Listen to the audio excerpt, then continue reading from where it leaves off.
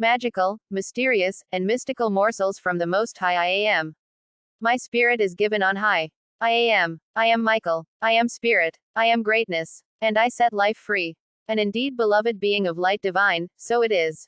Readings from On the Mystical Shape of the Godhead. Gershom Scholem 1962. From Shekhinah, the feminine element in divinity. The Shekhinah, which we shall for the present define in the most general way as the personification and hypostasis of God's indwelling, or presence, in the world, is a concept that has intimately accompanied the Jewish people for some 2,000 years, through all phases of its turbulent and tragic existence. The nation expressed the impact of its history in its spiritual and intellectual life in the most diverse forms in Halakha and Agadah, in philosophy and Kabbalah, in messianic movements and Hasidism. The concept of the Shekhinah accompanied them throughout this history, itself undergoing manifold developments and transformations. Do Kabbalistic images of the Shekhinah have a prehistory in the biblical text or the Apocrypha? Two questions must be asked here, concerning which at least a few brief remarks would be appropriate. First, does this literature contain any hypostasis of divine forces and qualities that are not merely literary personifications or poetic metaphors? Second, does one already find their personifications that are of an essentially feminine character? These two questions have been intensely discussed, and just as vigorously debated, in a voluminous body of writing, which has grown considerably in recent years. Undoubtedly, there are some personifications that are not merely conceptual abstractions, but which are presented in concrete imagery, as if they were independent, self-contained entities. Yet it is extremely difficult to determine where the borderline of metaphor is crossed, where we are dealing with mere survivals or remnants of older, perhaps ancient Near Eastern mythologies, and where these same ancient images are cloaked in a new guise, in a more moderate font and rendered harmless because of Judaism's hostility to myth. I would not care to join battle with those already struggling in this arena, but I must confess to cite only the most renowned and outstanding example that many of the statements made about biblical wisdom, and its alleged mythical background strike me as highly hypothetical and tenuous. However, the first of my two questions may already be answered in the affirmative so long as we are speaking of hypostasis of forces, without necessarily seeing them as divine forces, that is, without seeing them, as many people do, as aspects of the Godhead itself. One needs to undergo considerable convolutions in order to interpret, for example, the descriptions of wisdom, or Sophia, in chapters 1 through 10 of Proverbs and chapter 28 of Job, as a hypostasis bearing a divine character. In these effusive descriptions, with their far-reaching impact on the history of religion, wisdom always quite clearly remains the first of the created beings. It may be older than all visible creation, but, however ancient, it is always thought of as younger than God and never as coetemal with him. The Lord made me as the beginning of his way, the first of his works of old. I was set up from everlasting, from the beginning, or ever the earth was. Prov. 8:22-23. Here wisdom was God's confidant, or craftsman, at the time of creation, but was not identified with God himself. It is a denizen of the invisible world, but hardly an aspect of the one God, much less his spouse. If the corresponding figures of wisdom in other religious systems appear as goddesses, some truly ancient if not entirely convincing material has been adduced in this connection. It is here deliberately and resolutely demoted from that rank and stripped of its divine character. From a psychological point of view, it seems unlikely that we would find here the rebirth or re-emergence of that mythical character whose rejection was such a central even in the world of biblical religion. There is a certain impatience in these efforts to discover that which had just been overcome and defeated in these new shapes, as if nothing had ever happened. We now turn to the second question, concerning the appearance of female hypostasis. To the best of my knowledge, pre-Philonic literature contains only a single passage in which wisdom is spoken of as a bride or spouse, without our needing to resort to forced or distorted interpretations. In the apocryphal Wisdom of Solomon, we read, "Her I loved and sought out from my youth, and I sought to take her for my bride. And I became enamored of her beauty. She proclaimed her noble birth in that it is given her to live with God, and the sovereign Lord of all loved her." Wisd. of Sol. 8. 2-3. The meaning of these words, however, can only be understood within the context of the entire chapter and in terms of its linguistic usage. Reference is made to wisdom's symbiosis with God throughout this chapter, not only in the generalized sense of intimacy, but in the clear sense of shared conjugal life. The feminine names for wisdom, which can be quite simply explained as resulting from the feminine gender of the corresponding nouns in Hebrew and Greek, cannot ultimately be cited as proof of the female character of the figure itself. In Jewish thought, the figure of wisdom first appears in an unequivocally female form in the writings of Philo of Alexandria. In his work on drunkenness, he states, "And thus the Creator Demiurge, who created our entire universe, is rightly called the father of all created things, while we call knowledge episteme, identical in Philo with Sophia, mother, whom God knew and procreated, i.e., through her creation, albeit not in human fashion. However, she received the divine seed and bore with labor the one and beloved Son, the ripe fruit that is this world." We find here a genuine, sacred marriage, hieros gamos, a metaphor that seems singularly out of place in the ancient Jewish tradition, so much so that some scholars, beginning with Richard Reitzenstein, sought here echoes of Hellenistic myths taken from Egypt.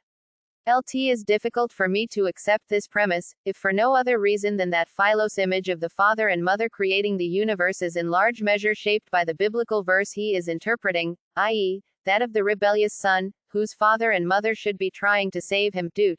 21:20, but instead bring charges against him. This imagery is virtually dictated by the hermeneutics. In other passages, too, Philo speaks of God as the father of all things, and the husband of wisdom, who sows the seed of eudaimonia in the good and virginal earth. These lines speak of a marriage to a mother wisdom, who constantly renews the mystery of her virginity. Hence, she is at once both a virgin bride and a mother, an image that will again appear in highly significant contexts in Kabbalistic symbolism. Wisdom likewise appears as God's daughter, in an image-fusing allegory and archetype in an interpretation of the biblical name Bethuel, because she is the true daughter, i.e., of God Bathel, and eternally virginal Bethula. But in the same passage we immediately find a statement that negates any archetypal understanding of this image. Now Bethuel is the father of Rebekah, see Gen. 22:23. But how can wisdom, God's daughter, be called a father? Precisely because, although her name is feminine, her nature is masculine.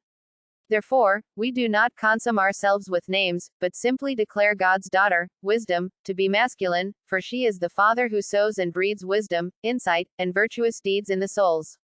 This problem, namely, the male aspects within the female character of wisdom, will recur in the Shekhinah in different but not altogether dissimilar contexts.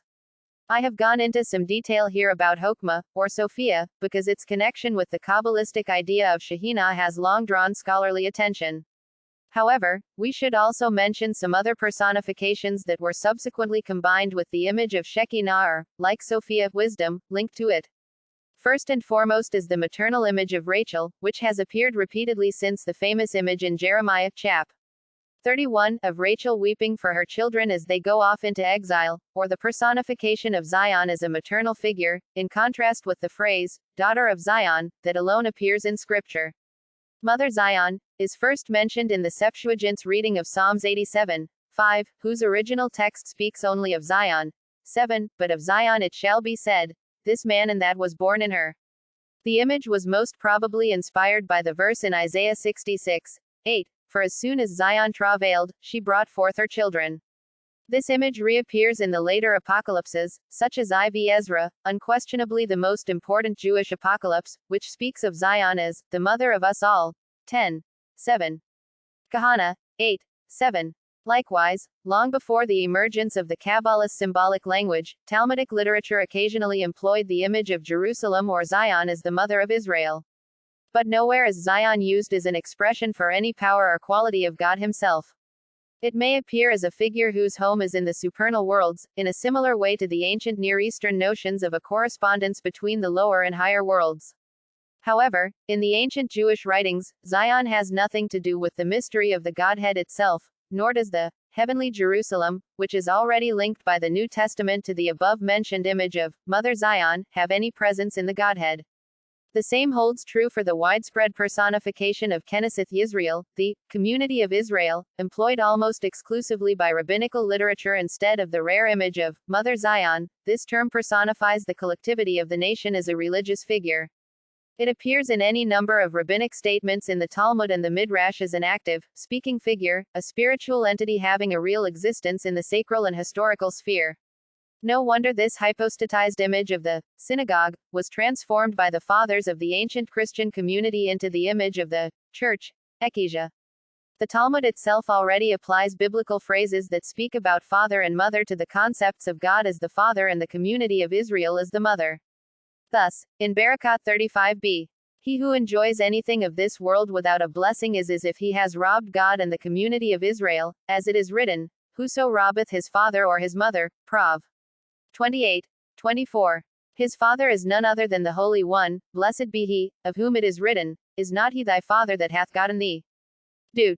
32:6. And his mother is none other than the community of Israel, of whom it is written, hear, my son, the instruction of thy father, and forsake not the teaching of thy mother. Prov. 1:8. In the allegorical reading of the Song of Songs, Knesset Yisrael is thought of as being married to God, and it assumes the undeniable characteristics of a female figure. Neither does the Aggadah make any attempt to obscure its image as a bride, matron, noble princess, and the like. On the contrary, whenever it discusses the relationship between God and his people in covenantal terms, it invariably uses metaphors and parable is, after all, the central means of expression in the Aggadah that depict Israel as the female partner in the covenant. In this respect, no text is more informative, or more valuable and impressive, than Song of Songs Rabbah. In this Midrash, Knesset Yisrael is adorned with all the attributes of gracious femininity, while the biblical images are read as allegories of historical situations, that is, without their mythic charge, assuming they have a possibility not to be rejected out of hand in light of contemporary scholarship. Again, it is even plainer here than in the above-mentioned cases, if only because of the great wealth of material available to us, that the authors did not have in mind any image of a divine power. The realm of God never mingles with the realm of Knesset Yisrael in which he acts and which is subject to him. The abyss between the bride and the bridegroom is never bridged, and any sexual imagery that might suggest otherwise is meticulously avoided. But one thing can be said with certainty, and this is no small thing, to be sure, that all these passages about wisdom, Zion, and the community of Israel created a rich treasury of images. Over the course of time, as the power of these images proved to be stronger than the conscious intention of their authors, this treasury was able to nourish an old new level in the perception of the divine. This is apparent in Gnosticism, in the Sophia theology of Christian sects, and in the Russian Orthodox Church no less than in the Kabbalah. But our knowledge of this historical process, which I would like to refer to as the rebellion of images, should not induce us to rashly date it to an earlier period, in which it could not have really taken place. However, there is no doubt that such images did appeal to the mystics, who sought to hypostatize such images, so that all they now had to do was to pull them out and use them for their own purposes. 3. Unlike the above-mentioned images, the term Shekhinah refers to something that clearly belongs to the divine realm. The term is extremely common in Talmudic literature from about the 1st century BCE or the 1st century CE, but does not appear in either the Bible or in non-rabbinic writings, despite some abortive efforts to discover it, disguised, in translations, especially in the New Testament, as in the first chapter of John. Neither is this term found in the Dead Sea Scrolls, insofar as they have been published. In the sources, this term refers exclusively to God's dwelling, or presence, in a particular place, but not to any specific dwelling place. This latter notion is expressed in the Hebrew word mishkan, used frequently in the Old Testament for God's dwelling in the tabernacle or the temple. In the literal sense, God's dwelling or Shekhinah means his visible or hidden presence in a given place, his immediacy. This presence may be manifested in a supernatural glow of light, known as the radiance ziv of the Shekhinah. LT is also depicted in various images, such as the wings of the Shekhinah, under which the pious or proselytes take shelter. The countenance of the Shekhinah, beheld by the righteous, perhaps parallel to the countenance of the Lord, found in the Bible. And the feet of the Shekhinah, which are pushed out of the world by those who sin in secret. But the Shekhinah can also exist without any particular manifestation of this sort, simply as the presence of God and the awareness of his presence. The Shekhinah, as portrayed in the Talmud, the Midrash, and the Aramaic translations of the Bible, is not perceived as a distinct hypostasis of God himself. It differs in this respect from such qualities of God as his wisdom, his goodness, or his severity, which are unhesitatingly personified in the Aggadah, to the extent that they are able to appear before him and argue with him, as if they were personifications of moral aspects of him which had become independent of his own all-transcendent being. It is by no means self-evident that God's presence in the world was to be identified with his qualities. Thus, the Shekhinah is always God himself, insofar as he is present in a specific place or at a specific event. In other words, we are dealing with an expression qualified in hyperbolic images for God himself, one verging on hypostatization. I would therefore not subscribe to the opinion of such an outstanding scholar as George Foot Moore, who describes the Shekhinah as a kind of verbal smokescreen to conceal the difficulty presented by the anthropomorphic language. There are no doubt many passages in which the word Shekhinah could be substituted by the Holy One, blessed be He, without any change in meaning. Two people who sit together and engage in words of Torah, the Shekhinah is with them. The evildoers remove the Shekhinah from the world, and similar epigrams are discussed in detail by Joshua Abelson in his comprehensive study. Indeed, for many utterances about the Shekhinah, one in fact does find parallel passages that use the name, the Holy One, blessed be He. The two terms may even occur in the very same passage with no discernible difference in meaning. This is excellently illustrated by one of the strangest statements in the Tannaitic Midrashim, an utterance that originated during the period of sharp conflict between Rabbinic Judaism and 2nd century Gnosticism. Court. Thy people, whom thou didst redeem to thee out of Egypt, the nations and their gods. 11 Sam. 7:23. Rabbi Akiva said, were this not a verse written in Scripture, it would be forbidden to say it. Israel says to the Holy One, blessed be He, so to speak, you have redeemed yourself. Hence we find that, wherever Israel was exiled, it is as if the Shekhinah was exiled with them. This image of God's self-redemption from his own exile was inferred by, of all people, Rabbi Akiva, the outstanding representative of an esotericism strictly rooted in Jewish law, while expounding an obscure biblical verse whose very obscurity invited bold speculation. Yet for all the extravagance of his interpretation, Rabbi Akiva does not yet draw any distinction between God and the Shekhinah, as this Mishnaic utterance clearly shows. Other statements and exegeses, which were subsequently given an entirely new meaning in light of Kabbalistic linguistic usage, did not have this specific tone in their original context. There is no place that is empty of the Shekhinah, not even the thornbush, stated in connection with the divine revelation from the blooming bush, simply means that God can manifest himself everywhere, even in the lowliest thing, such as a briar. Here too, the Shekhinah is nothing other than God's presence, without any further qualification. But it is quite understandable that this omnipresence of God would be interpreted in a non-literal fashion as one of his qualities, similar to his mercifulness or his strictness. It is difficult to unambiguously state when and where this significant change came about in ancient Jewish literature. Some scholars, such as Abelson, and to some extent Goldberg, have felt that certain Talmudic passages in which God himself speaks of my Shekhinah, as in, I remove my Shekhinah from among them, force the reader to construe the Shekhinah as a distinct quality of God's.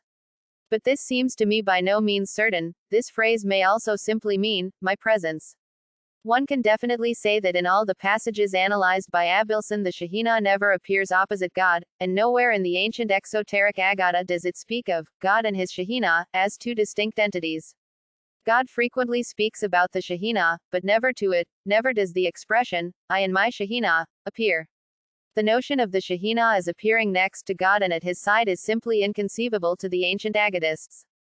We should also add at this point that, to the best of our knowledge, the Aggadic figure of the Shekhinah is never identified with or associated with divine wisdom, Sophia. Thus, when 0s. Rankin states that the Shekhinah is a kindred figure to wisdom, this holds true only for the much later Kabbalistic symbol of the Shekhinah, which we shall study below, never for the ancient rabbinic sources. We can nevertheless state that, already in the world of Aggadic thought, the personification of the Shekhinah advanced quite far in several directions. Among those passages whose texts can be fairly and incontestably established, that which goes furthest is the description in Lamentations Rabbah. When the Shekhinah left the holy temple after its destruction, she turned around and embraced and kissed the walls and columns of the temple, wept and said, Greetings to you, house of my holiness, greetings to you, house of my kingship, greetings to you, house of my glory, greetings to you, from now on, peace be with you. But even here, there is no personification of a female figure, but only an admittedly bold personification of God's presence. This is clearly shown by the preceding allegory, in which the Shekhinah in this dismal state is compared, not to a princess or to a queen, but to a king, as these sources always do whenever they allegorize about God. Not once does this older literature ever really liken the Shekhinah to a woman. The personification would be even sharper in another passage one frequently quoted in later Jewish literature. Could we be certain that the text is correct, itself a highly controversial point. This Mishnaic passage concerns those sentenced to execution and God's commiseration with the torments of the criminal about to be hanged. When a human being suffers torment, what does the Shekhinah say? My head is heavy, my arm is heavy. Unfortunately for this theory, several important early manuscripts and numerous quotations lack here the decisive word Shekhinah, and what eventually became a widely known epigram is the utterance of the Shekhinah may have originally been merely a proverbial expression of the human feeling of suffering, which God makes his own. But as early as the Talmudic period, Jewish linguistic usage concerning the Shekhinah left room for transition to a Gnostic hypostasis, one never documented in any Jewish sources of that period. In this Gnostic usage, the Shekhinah appears as a separate hypostasis, albeit an ethereal one that dissolves in vagueness. This appears more clearly in Mandean literature, in which the Shekhinah is spoken of in the plural. Only once does the Talmud mention a plurality of Shekinahs, and that in an ironic sense in a polemical context. A heretic, the emperor, asked Rabban Gamaliel, "You Jews claim that the Shekhinah is present in every gathering of 10. How many Shekinahs, Aramaic, Shekinah, are present? How many Shekinahs exist?" The Mandeans, however, unhesitatingly went along with this pluralistic rendering of the Shekhinah, which necessarily distinguishes it from the supreme God, just as they used many other terms from religious language. Their literature repeatedly speaks about myriads upon myriads of worlds, treasure houses of riches, uthras, more or less equivalent to thesauroi, and Shekinahs, without ever pinpointing the meaning of this latter concept. These Shekinahs are evidently palaces or dwellings of light, themselves brilliant, but without any obvious function in the Mandean pantheon. On the other hand, in the writings of those Gnostics and mystics who remained within the framework of Rabbinic Judaism, and in the literature of the Hekaloth and the Merkava school, the term Shekhinah is used no differently than in the contemporary Aggadah. These esoterics, the direct heirs of the ancient apocalyptical literature, likewise adopted their overall linguistic usage, in which the Shekhinah was to a large extent identified with the glory of God. The Merkava world is the place of his Shekhinah, which is hidden from human beings in the supernal heights. Instead of the standard Talmudic term, throne of glory, these writings speak of the throne of the Shekhinah, that is, the hidden Shekhinah is revealed here to the Merkava initiate at the height of his vision. From this Shekhinah, seated on the throne, there emanates a voice that speaks to the lower beings.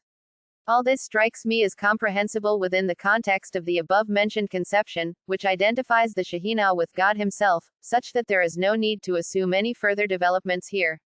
The subject of the anthropomorphic descriptions of the Godhead found in the extant Shir Koma fragments is the Creator God, Yatzer Bereshith, the Demiurge. In other versions, however, the subject of the Merkava visionaries is designated as the body of the Shekhinah.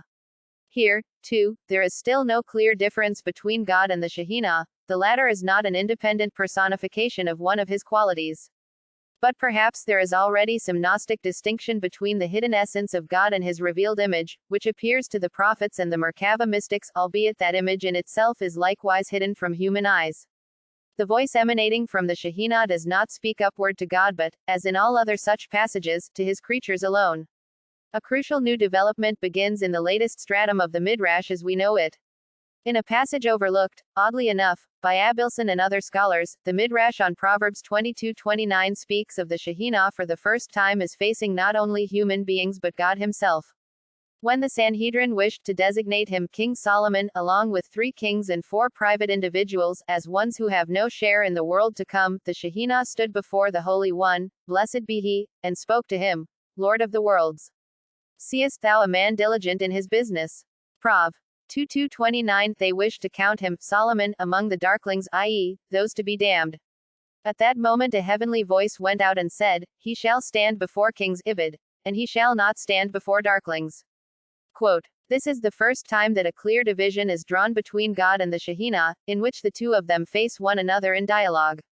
Indeed, during the 12th century, Judah he Hasid of Regensburg had given an even bolder reading of this text. The Shekhinah threw herself down before the Holy One, blessed be he. It is surely not surprising that R.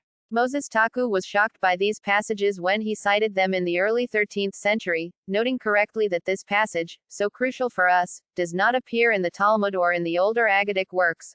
Indeed, we can see how the Talmudic statement was transposed from its originally innocent context to that of the Shekhinah. The Talmud, Sanhedrin 104b, without mentioning Solomwaf's name, tells us they wished to include one more, i.e., Solomon. The image of his father David came and threw itself down before them, but they ignored it. Fire descended from heaven and lapped around their benches, and they paid no heed of it. A heavenly voice came forth and said to them, Seest thou a man diligent in his business? He shall stand before kings. Prov.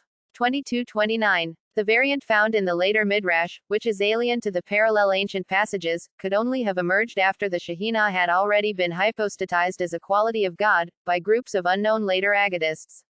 In light of the strong tendency of the Midrash on Proverbs to lean heavily on anthropomorphic Merkava mysticism, we cannot assume that this variant was due solely to the speculations of medieval Jewish philosophers. We find similar points of transition in other passages, although the exact reading in those cases is uncertain and needs further study. In Midrash Kanan, a work composed of various fragments from the Acts of Creation literature, and whose first section contains unknown speculations from another source concerning wisdom, we find an interpretation of the verse, and the Spirit of God hovered over the face of the waters. Gen. 1. 2. The author begins by mentioning various activities of God, and continues. What did he do? He took a name from the Torah and opened it, and took from it another name, which has not been conveyed to any person, and poured and sprinkled 3 drops into the sea, and it was completely filled with water, and the Holy Spirit and the Holy Shekinah, Shekinah HaKadosh, hovered and blew over it. On the same page we read, the Holy One, blessed be he, began to stand in the light, and his Shekinah was in the upper realms. It is not at all clear whether a distinction is drawn here between these two concepts. As far as I know, the term, his holy Shekinah, does not appear in any other early texts. It would be worthwhile examining the extant manuscripts of Midrash Kanan. In Pesachta Rabbati, 21 following the well-known statement, when Israel went into exile, the Shekinah was also exiled with them, we hear the following complaint of the angels. The angels said to him, Your glory is in its place. Do not abase your Shekinah. But again, the continuation of this statement does not suggest any distinction between God and his Shekinah. In Targum Jonathan to the Pentateuch, Deuteronomy 31, 3-8, a nearly identical expression is repeated 3 times, in a rather surprising manner. In verse 3, the Lord thy God, he will go over before thee, the Targum reads, the Lord your God and his Shekinah go before you, while in verse 6, for the Lord thy God, he it is that doth go with thee, the Targum reads, because the Lord your God, his Shekinah speaks before thee. Likewise, in verse 8, the Lord, he it is that doth go before thee, is translated, and the word of the Lord, his Shekinah, speaks before you. In fact, in medieval Jewish philosophy, the Shekinah clearly appears as a manifestation of God, quite distinct from God himself.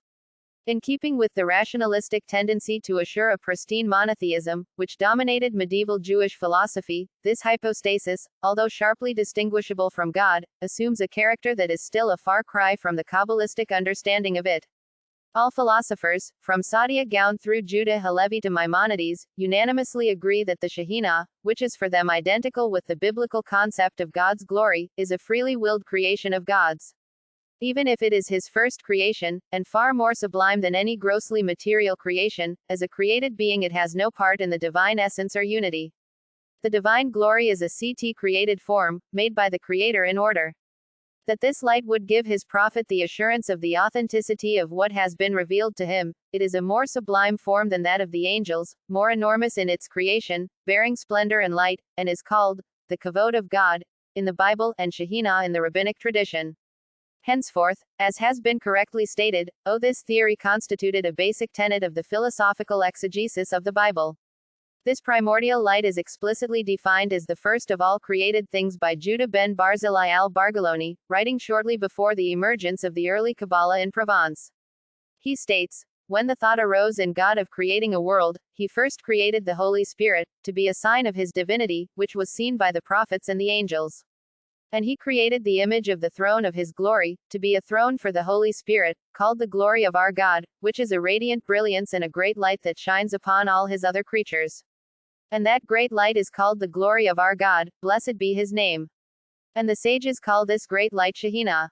And no creature can behold this great light in its primal existence, whether an angel or a seraph or a prophet, because of its great power at the beginning. And were a prophet to behold it, his soul would immediately separate itself from his body and he would die. For any seeing that is spoken of regarding an angel or a prophet, concerning this created light that the Holy One blessed be he created, that he showed to the angels or prophets, refers to the Holy One blessed be he showing them the end, or back, of that light to whom he wishes, but no man can see the beginning of the primordial light and the content of his glory and the image of his brilliance. Judah Halevi likewise believes that the Shekhinah, i.e., the divine glory, is a fine substance that follows the will of God, assuming any form God wishes to show to the prophet, and therefore ipso facto creaturely. Maimonides likewise speaks of the Shekhinah as the created light that God caused to descend in a particular place in order to confer honor upon it in a miraculous way. These respected authors could hardly have ignored the fact that this conception of the Shekhinah as a being completely separate from God was entirely alien to the Talmudic texts, and could only be made compatible with them by means of extremely forced interpretation of these texts. Nevertheless, these philosophers preferred cutting the Gordian knot in this way rather than endanger the purity of monotheistic belief by recognizing an uncreated hypostasis. Nevertheless, with the exception of Judah ben Barzillai, these philosophers avoided applying their new principle to concrete exegesis of Talmudic passages about the Shekhinah. As for the female character of the Shekhinah, nowhere did they say anything about it. The Kabbalists never tired subsequently of protesting against this philosophical doctrine of the Shekhinah. Even Abraham Miguel Cardozo, the great representative of the heretical Sabbatian Kabbalah, rebukes the Jewish philosophers soundly. He says that when the Messiah comes, they will be made to answer for this theory, which obscured or even ruined true knowledge of God during the time of exile by separating the Shekhinah from the realm of the Godhead. Another passage from a very late Midrash indicates that such a division between God and the Shekhinah was envisaged in Southam, France during the 11th century, long before the emergence of the Kabbalah. This Midrash, which has been overlooked in earlier discussions of the subject, appears in Bereshith Rabbati by R. Moses Ha-Darshan of Narbonne. Rabbi Akiva said, when the Holy One blessed be he contemplated the deeds of the generation of Enoch, and saw that they were corrupt and evil, he withdrew himself and his Shekhinah from their midst. This is a nearly verbatim paraphrase of a passage from the pseudepigraphic Othioth de Rabbi Akiva, which says only, I removed my Shekhinah from among them. Clearly, for the later V.V. Fitter it is possible to distinguish between God's self and his Shekhinah. This is consistent with the above-mentioned Midrash on Proverbs. However, the source of Moses Ha-Darshay's statement may be Oriental, as indicated by the late addendum to Othioth de Rabbi Akiva. In this addendum, which most likely also derives from the Orient, we find the same distinction drawn. At that hour, the Holy One blessed be he looked and beheld his throne and his kavod and his Shekhinah. 16. On the other hand, the Rabbi of Narbonne already shows the influence of the philosophical exegesis. In another passage he states that the angels were created from the brilliance of the Shekhinah. In the older literature this term appears only in connection with theophanies or eschatological visions. Here it is understood as the primal matter of creation, a reading more consistent with the philosophical speculation that emerged during the 9th and 10th centuries than with the pre-philosophical Aggadah. There may be a hint of criticism aimed at the frequency of hypostatizations in the Aggadah itself in a passage from the 13th century Yemenite compilation known as Midrash Ha-Gadol. The passage, itself relatively late 8th to 10th century, reads as follows. And they saw the God of Israel. Exod 24:10. Rabbi Eliezer said, whoever translates a verse literally is a liar, and whoever adds to it commits blasphemy. Thus, one who translates the verse, and they saw the God of Israel, literally is a liar, for the Holy One, blessed be he, sees but is never seen. But one who translates, and they saw the glory of the Shekhinah of the God of Israel, blasphemes, for he is constructing here a trinity, the glory, the Shekinah, and God. The translation of Exodus 24:10 criticized here appears in one of the ancient Palestinian paraphrases, extant in manuscript, the so-called Fragment Targum. 18. The objection to the possible Trinitarian exploitation of this paraphrase is admittedly rather far-fetched. Nevertheless, it is evident from this that such groupings of hypostatized appellatives for God could be regarded as dogmatically questionable, even before the emergence of the Kabbalah. It is also clear that the author of this critique knew nothing of the philosophical downgrading of the Shekhinah to a created being. IV. The Shekhinah appears in an altogether different light in the earliest sources of the Kabbalah, in which, albeit in a halting and clumsy manner, a new concept of the Godhead begins to be developed. To be sure, this new concept often takes up old themes of the rabbinic tradition, combining them rather peculiarly into a new understanding, reinterpreting them, and placing them in unexpected contexts. The Shekhinah thereby acquires a new meaning, of paramount importance for the vision of the early Kabbalah. Here we shall explore at least the essential elements of this new meaning. It is not merely chance that the clearest contribution to the new understanding of the Shekhinah appears in those texts that contain the most decisive breakthrough of mythical consciousness into the sphere of Rabbinic Judaism, albeit in very different ways, namely, Sefer HaBahir and Sefer HaZohar. The Bahir is a collection of short fragments, remnants, and reworkings of ancient fragments originating in Oriental Gnosis, as well as fragments of Theosophic Aggadah. On the basis of philological analysis, the Bahir can hardly be ascribed to a single author. In the Zohar, on the other hand, we confront a document of an astonishingly personal character. In this book we see the breakthrough of the mythic unconscious in the soul of an author of considerable literary talent. This individual took the esoteric tradition of more than a century of intense Kabbalistic development, recast it in an unusually personal manner, and succeeded in transmitting these very personal images to posterity. Of course, this was possible only because later generations were intrigued by something that so obstinately and resolutely demanded its right to exist within the precincts of Judaism, without relinquishing its own essentially mythical character. The essence of the Kabbalistic idea of God, as we have already stated, lies in its resolutely dynamic conception of the Godhead. God's creative power and vitality develop in an unending movement of his nature, which flows not only outward into creation but also back into itself. Obviously, a fundamental contradiction was bound to arise between, on the one hand, this dynamic conception, which sought and found God's unity precisely in the secret life of his nature, and, on the other hand, the Jewish tradition. After all, God's immutability and unmovedness was one of the bases upon which the prophetic perception of God seemed to coincide with the Aristotelian doctrine of the unmoved mover. In any event, the concept of an unchanging God had long since enjoyed a position in the foreground of Jewish monotheistic belief, and was particularly accentuated in the rationalistic formulations of Jewish theology by the Jewish Arabic philosophers. The popular utterances of scholars and pious men, however, did not always meet the rigorous demands of precise formulation, in which there is no room for misunderstanding. On occasion, they even expressed opposition to the severity of this formulation, although this opposition did not take place as part of an explicit and conscious effort to crystallize their views. It was precisely this that made the utterances of the Kabbalists so provocative. They gave shape to all that was nonconformist when speaking about God. Moreover, during the period of hegemony of Aristotelian philosophy, they did not have at their disposal a conceptual apparatus capable of formulating their intuitions and visions of God. The only language available in this sphere was one that opposed everything the Kabbalists wanted to say.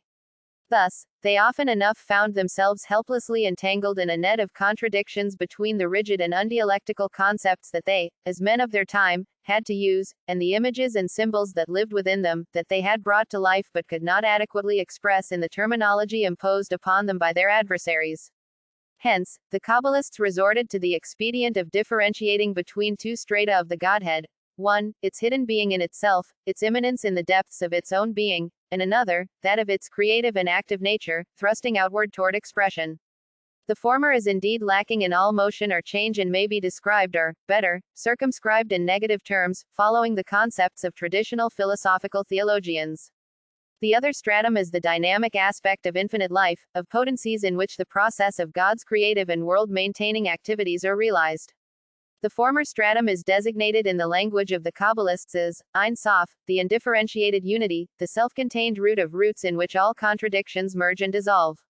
The latter stratum is the structure of the 10 Sephiroth, which are the sacred names, i.e., the various aspects of God, or the 10 words of creation, logoi, by which everything was created. One can indeed say about this world, in contradiction to the dogmatic dictum of the theologians, but it does tum. Ein Sof is only seldom conceived of as energy or power. It, in the spirit of the Kabbalists, one should use the neuter gender, is purely and simply concealed and transcendent. No statement can be made about it. However, the Sephiroth, while part of the divine essence, albeit as stages of his revelation, aspects of his nature through which he manifests himself to us, are primarily bearers of his active and creative force. The word, forces, koa, found so often in Kabbalistic writings, is not to be construed in the sense of the medieval distinction between actus and potentia. The Sephiroth are not merely potentialities, but are real, existence beings. They are hypostases that have become independent, charged with an emanating energy. They empower and advance the process by which God reveals himself and makes his great name known. In line with this, Sefer HaBahir refers to the Sephiroth as kings, in whom the one and only hidden king manifests himself.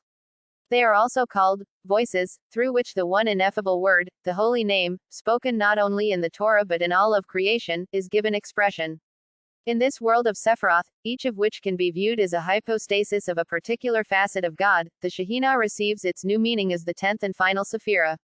The crucial factor in its new status is unquestionably its feminine character, which, as mentioned above, is not found in any pre-Kabbalistic source, but which now absorbs everything capable of such an interpretation in biblical and rabbinic literature. This presentation of the Shekhinah as female element simultaneously mother, bride, and daughter within the structure of the Godhead constitutes a very meaningful step, with far-reaching consequences, one which the Kabbalists attempted to justify by Gnostic interpretation. It is not surprising that the opponents of Kabbalah reacted to this idea with great suspicion. The enormous popularity enjoyed by this new mythic understanding of the concept is illustrated precisely by the fact that it filtered down in the form of confused, apologetic distortions in which the Shekhinah was identified and compared with the divine providence itself. This fact is undisputable proof that the Kabbalists here touched upon a fundamental and primal need, uncovering one of the perennial religious images latent in Judaism as well. There are two ways of explaining the emergence of the female Shekhinah.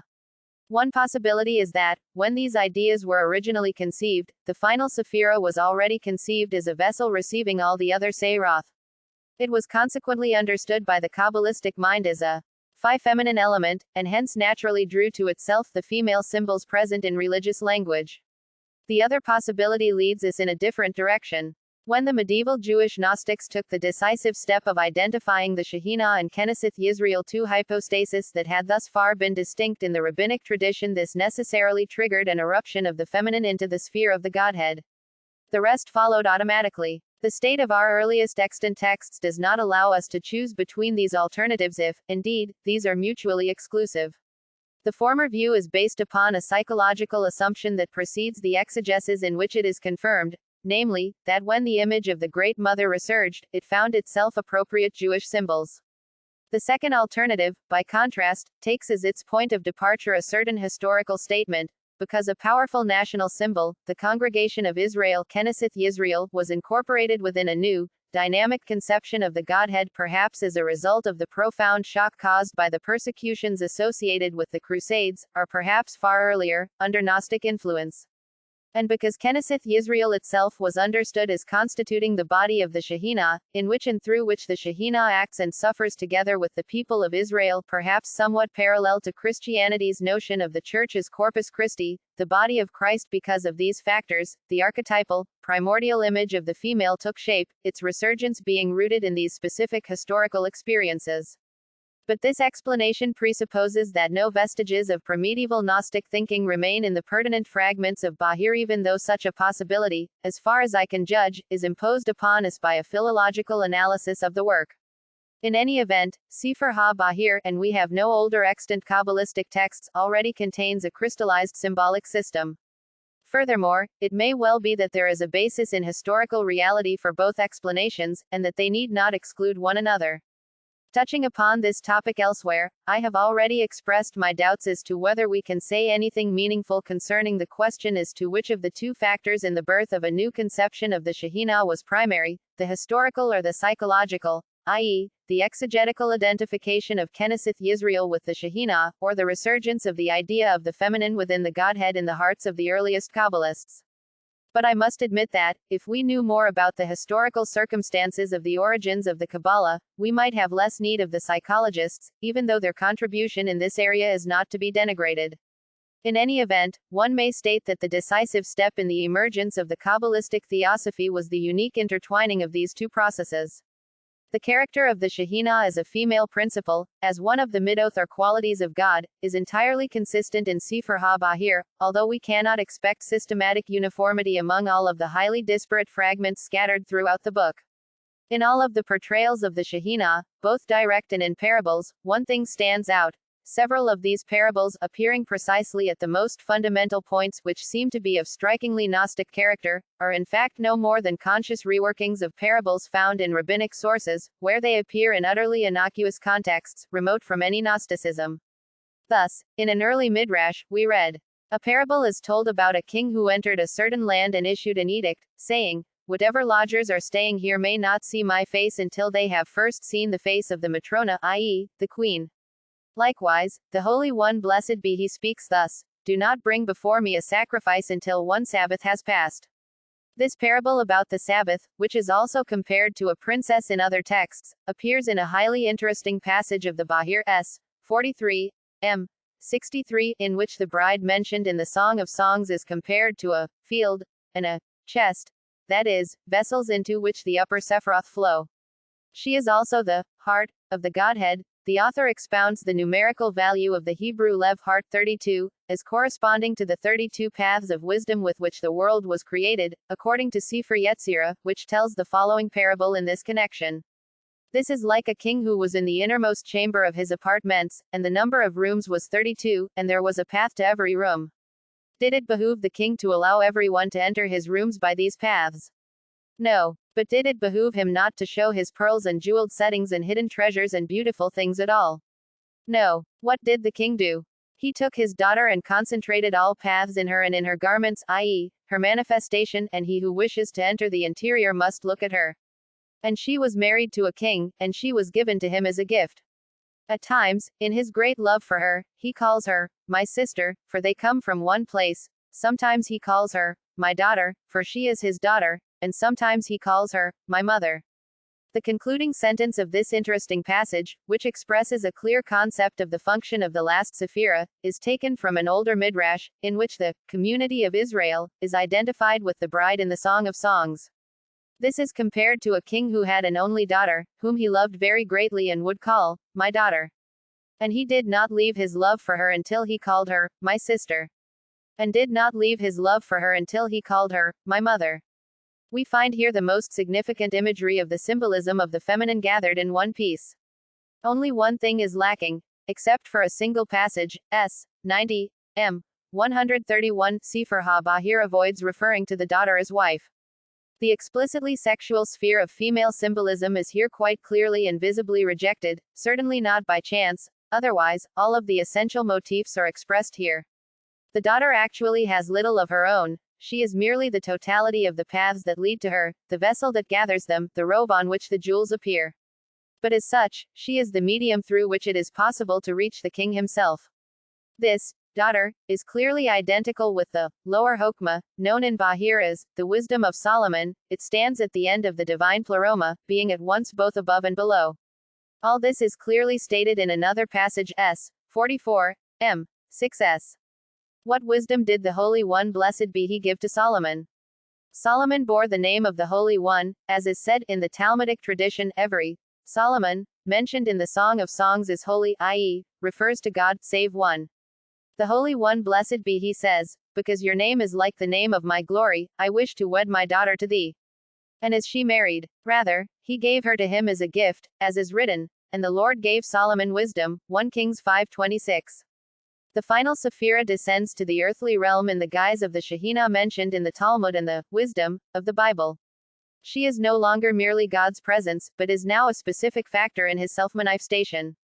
A similar line of thought appears in the exegesis of the first letter of the Torah, Beth, as a symbol of the lower wisdom.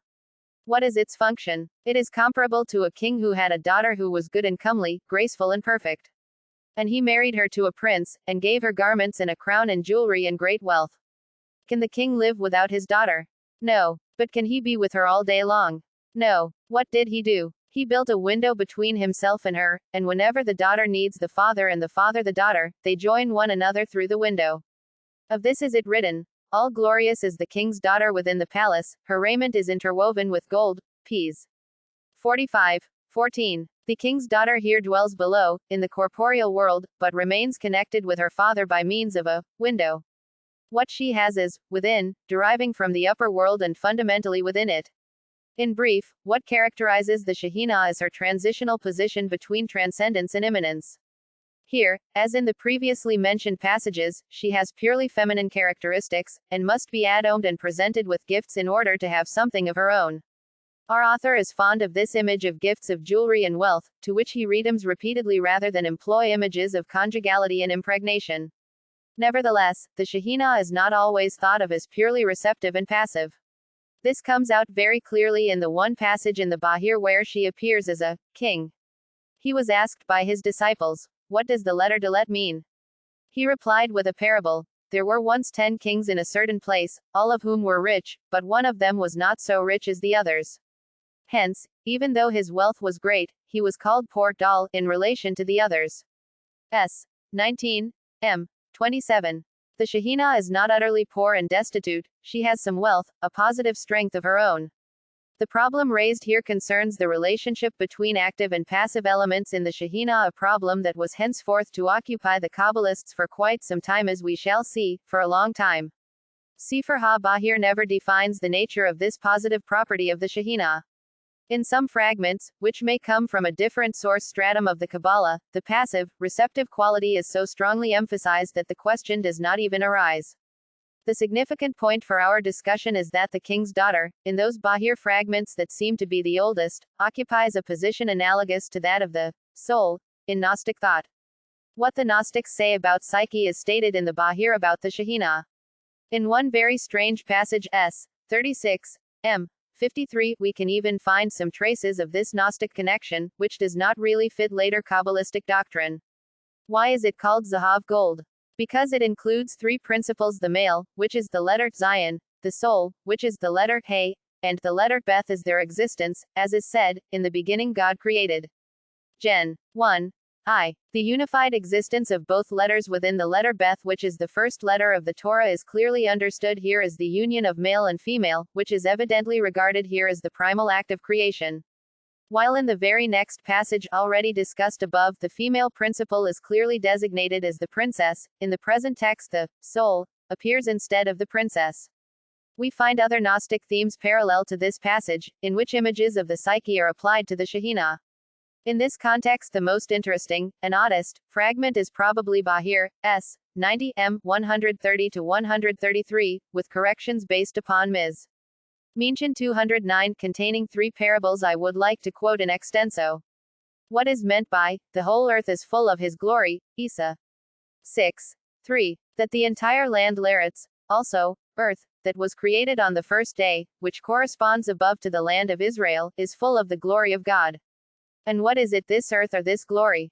Wisdom, of which it is written, the wise shall inherit honor, or glory, Prov. 3:35, and it is also said, blessed be the glory of the Lord from his place, Ezek.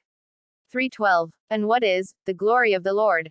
A parable. This matter is comparable to a king in whose room the queen was, and all his hosts delighted in her, and she had sons, who came every day to see the king and who blessed him.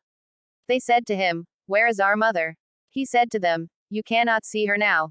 They said, blessings to her, wherever she is. And what is meant by, from his place? Because there is no one who knows his place. A parable. There was a king's daughter who came from a faraway place, and no one knew whence she had come, until they saw that she was capable, beautiful, and excellent in everything she did. They then said, she is certainly taken from the form of light, or the side of light, as her deeds brighten the world. They asked her, from whence have you come? She said, from my place. They said, if so, the people of her place must be great. Blessed be she and blessed be her place. But is not this glory of the Lord one of his hosts? Did he not take it away from them? Why then do we praise it, as if it were something separate or distinct? 4 feet a parable. This is comparable to a man who had a beautiful garden and, outside of the garden, close to it, a stretch of good field.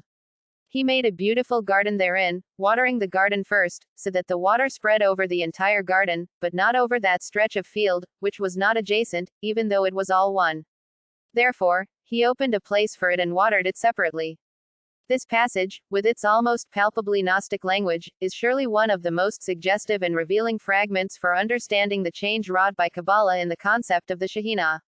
If we connect this passage with those quoted above, we find that the Bahir quite directly identifies the divine glory, the Kavod, with the lower wisdom, which is identical to the supernal earth, that is, the Shekhinah, which is at the border of the supernal world. It is at once hidden and visible, according to the phases and stages of its appearance. Only once in the Bahir S. 139, m. 198 is the Shekhinah represented by lunar symbolism. In the present passage, this situation is illustrated by other images, as in the first parable above, in which she is manifest as a queen, Matroni, who is hidden in her apartments and whom everyone nevertheless seeks. Yet she is also the daughter of the king, come to our world as a strange guest from a faraway place. She comes from the place of light, or even, as the strange variant puts it, from the form of light she was taken. She shines her light into the lower world and even dwells within it. Sefer HaBahir does not call this an exile of the Shekhinah. Such a notion is not really developed in this book, but rather seems to imply that it is her destiny to dwell in the lower realms. Another passage, S. 97-98, M. 147, states that the Shekhinah is the principle or essence of this world, and that it is the brilliance taken from the primal light, which is the good light stored away for the righteous. God has taken this brilliance and incorporated within it the 32 paths of wisdom, and given them to this world. Thus, the secret law of the Shekhinah, which is equated with the oral law, that is, the mystical substance of tradition, rules in this world. The third parable defines the Shekinah's status through the paradox of the piece of field that is not contingent to the garden, i.e., the other Sephiroth or plantings of God, even though everything is one. The last Sephirah performs a different function from all the other Sephiroth. It is one with all the others and yet separate, because it performs a mission on their behalf to the world, like a princess coming from afar. One cannot help but recall the Gnostic hymns about the bride who is the daughter of light, upon whom rises the radiance of kings, whose appearance is sublime and filled with charm and grace, and who is adorned with the beauty of purity. 16. Or of the other hymn that became famous as the Song of the Soul. Is it not astonishing that the daughter of light, in the Gnostic bridal hymn about wisdom, is likewise praised with 32 potencies, even if she did not originally contain the 32 within herself? And does it not give us food for thought to find that in Syrian Gnosticism the daughter of light is the second, lower wisdom, at the edge of the pleroma, the realm of fullness of the eons, just as in Sefer HaBahir the daughter is the lower wisdom, the wisdom of Solomon, which has emanated from the Supmal Sophia, the wisdom of God.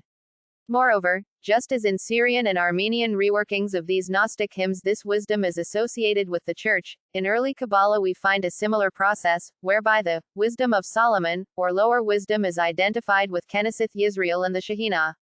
The daughter is likewise the blessing that God has sent into the world. Particularly interesting is the passage in which this idea is proposed, through means of the conscious and deliberate transfer into the symbolic realm of an Agada that is in no way Gnostic.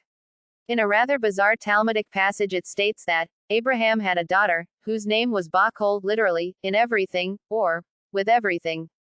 In the wake of this dictum the Bahir states, God said, "What shall I give him, Abraham, or what shall I do for him? I have made a lovely vessel, which contains precious jewels that are unparalleled, and are the gem of kings. Oh, I will give it to him, so that he may own it rather than I." Of this it is written, and God blessed Abraham with everything. Gen. 24. 1. Bahir, S52, M78, with corrections based upon Ms. Minchin. The Bahir has no doubts as to the essentially female nature of the Shekhinah, only rarely does it use neuter symbols for the Shekhinah. Its femininity is emphatically illustrated in a parable contrasting it with the masculine character of the other Sephiroth. This is compared to a king who wished to plant 9 male trees in his garden, all of which were palm trees. He said, "If they are all of the same gender, they cannot survive." What did he do? He planted an ethrog among them, among the 9 that he had planned to be male. And what is an ethrog? An ethrog is female. S. L17, M. 172. We must emphasize one other element, which goes beyond what we have thus far seen consuming the symbolism of the 10th Sephirah, namely, the inner dynamics of the Sephiroth within themselves. The Bahir speaks, not only of the downward movement of the Shekhinah in its mission to earthly beings as wisdom and daughter, but also of its upward movement. In an extremely bizarre parable in S. 101 M. 152, we read, "This is compared to a king, who had a beautiful and fragrant vessel, which he loved very much. Sometimes he placed it on his head, that is, as the tefillin of one's head, sometimes he placed it on his arm, as the knot of the tefillin of one's arm, sometimes he loaned it to his son, that he might sit with it, and sometimes it was called his throne." Even stranger, albeit instructive for the Gnostic character of these fragments, is the interpretation of one of the signs used for scriptural cantillation, the Zaka, as a symbol for the Shekhinah. What is the meaning of the Zaka? It is like the literal meaning of its name, that it is thrown, or hurled, Nizrik. Like a thing that is hurled, and thereafter there comes the wealth of the kings and nations. Bahir, S. 61, M. 89. But this precious stone is not only thrown to the earth among the people, who have cast it aside and rejected it, in the sense of the stone which the builders rejected, Ps. 118, 22, 12. It also keeps rising up to the very heights, presumably during Israel's prayer, although this is not stated clearly. Indeed, it rises to that place from whence it was hewn, that is, to the primal light of the supernal wisdom, from whence the Shekhinah emanated, if not to the place of the first Sephirah itself. Thus, we already find here the theme of the internal dynamics within the world of the Sephiroth, where the lowest Sephirah can rise up to the highest. Within the Godhead, there takes place a secret movement upward no less than downward, and it is the Shekhinah in particular that is the instrument of that motion. But this ascent in which that entity that exists on the border of the Godhead, on the verge of being hurled or rejected, is accepted and absorbed into the upmost reaches is never viewed in Sefer HaBahir as a sacred marriage. At this stage Kabbalistic symbolism had not yet advanced that far, or should I say, retuned full circle. To be sure, male and female are united in both the earthly and the celestial form of the human being. S. 116. M. 172, but no conclusions are drawn here from this. The interdependence of male and female is alluded to in at most indirect hints, as in S. 57 to 58, M. 84 to 85. However, the Bahir's restraint regarding this subject contrasts sharply with the extravagant sexual symbolism of the Zohar, to which we shall address ourselves below. I have attempted to summarize and analyze here in some detail the premise notions about the 10th Sephirah found in Sefer HaBahir, due to the fundamental importance of this text as the earliest presentation of the ideas of this new school.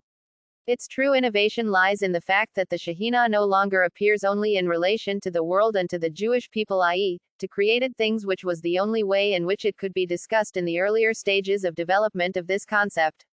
In the Bahir, on the other hand, we find the first statements that portray the Shekhinah in the opposite direction, i.e., in the relation to God.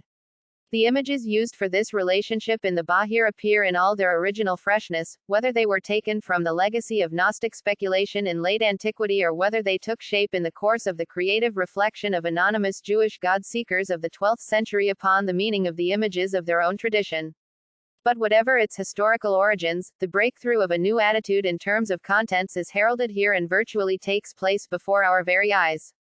What is most astounding about this attitude is the unabashed self-assurance with which this symbolism appears in the spiritual milieu of the 12th century, within which this text must have been redacted in its extant form. V. But we have thus far not yet discussed a subject that is essential for our understanding of the Kabbalistic notion of the Shekhinah from the early 13th century onward, one that, regarding a crucial point, goes beyond what has already been said, namely, the role of the Shekhinah as a mythical hypostasis of the divine immanence in the world. It was not for naught that the Kabbalists termed this phenomenon Bach in everything. Its feminine character is marked from the outset by strongly passive and receptive traits, and it was not difficult to make the step from the intellectual world of the Bahir to a much more decisive theoretical formulation of this concept. Indeed, Spanish Kabbalah took such a step from an early date, certainly no later than 1200.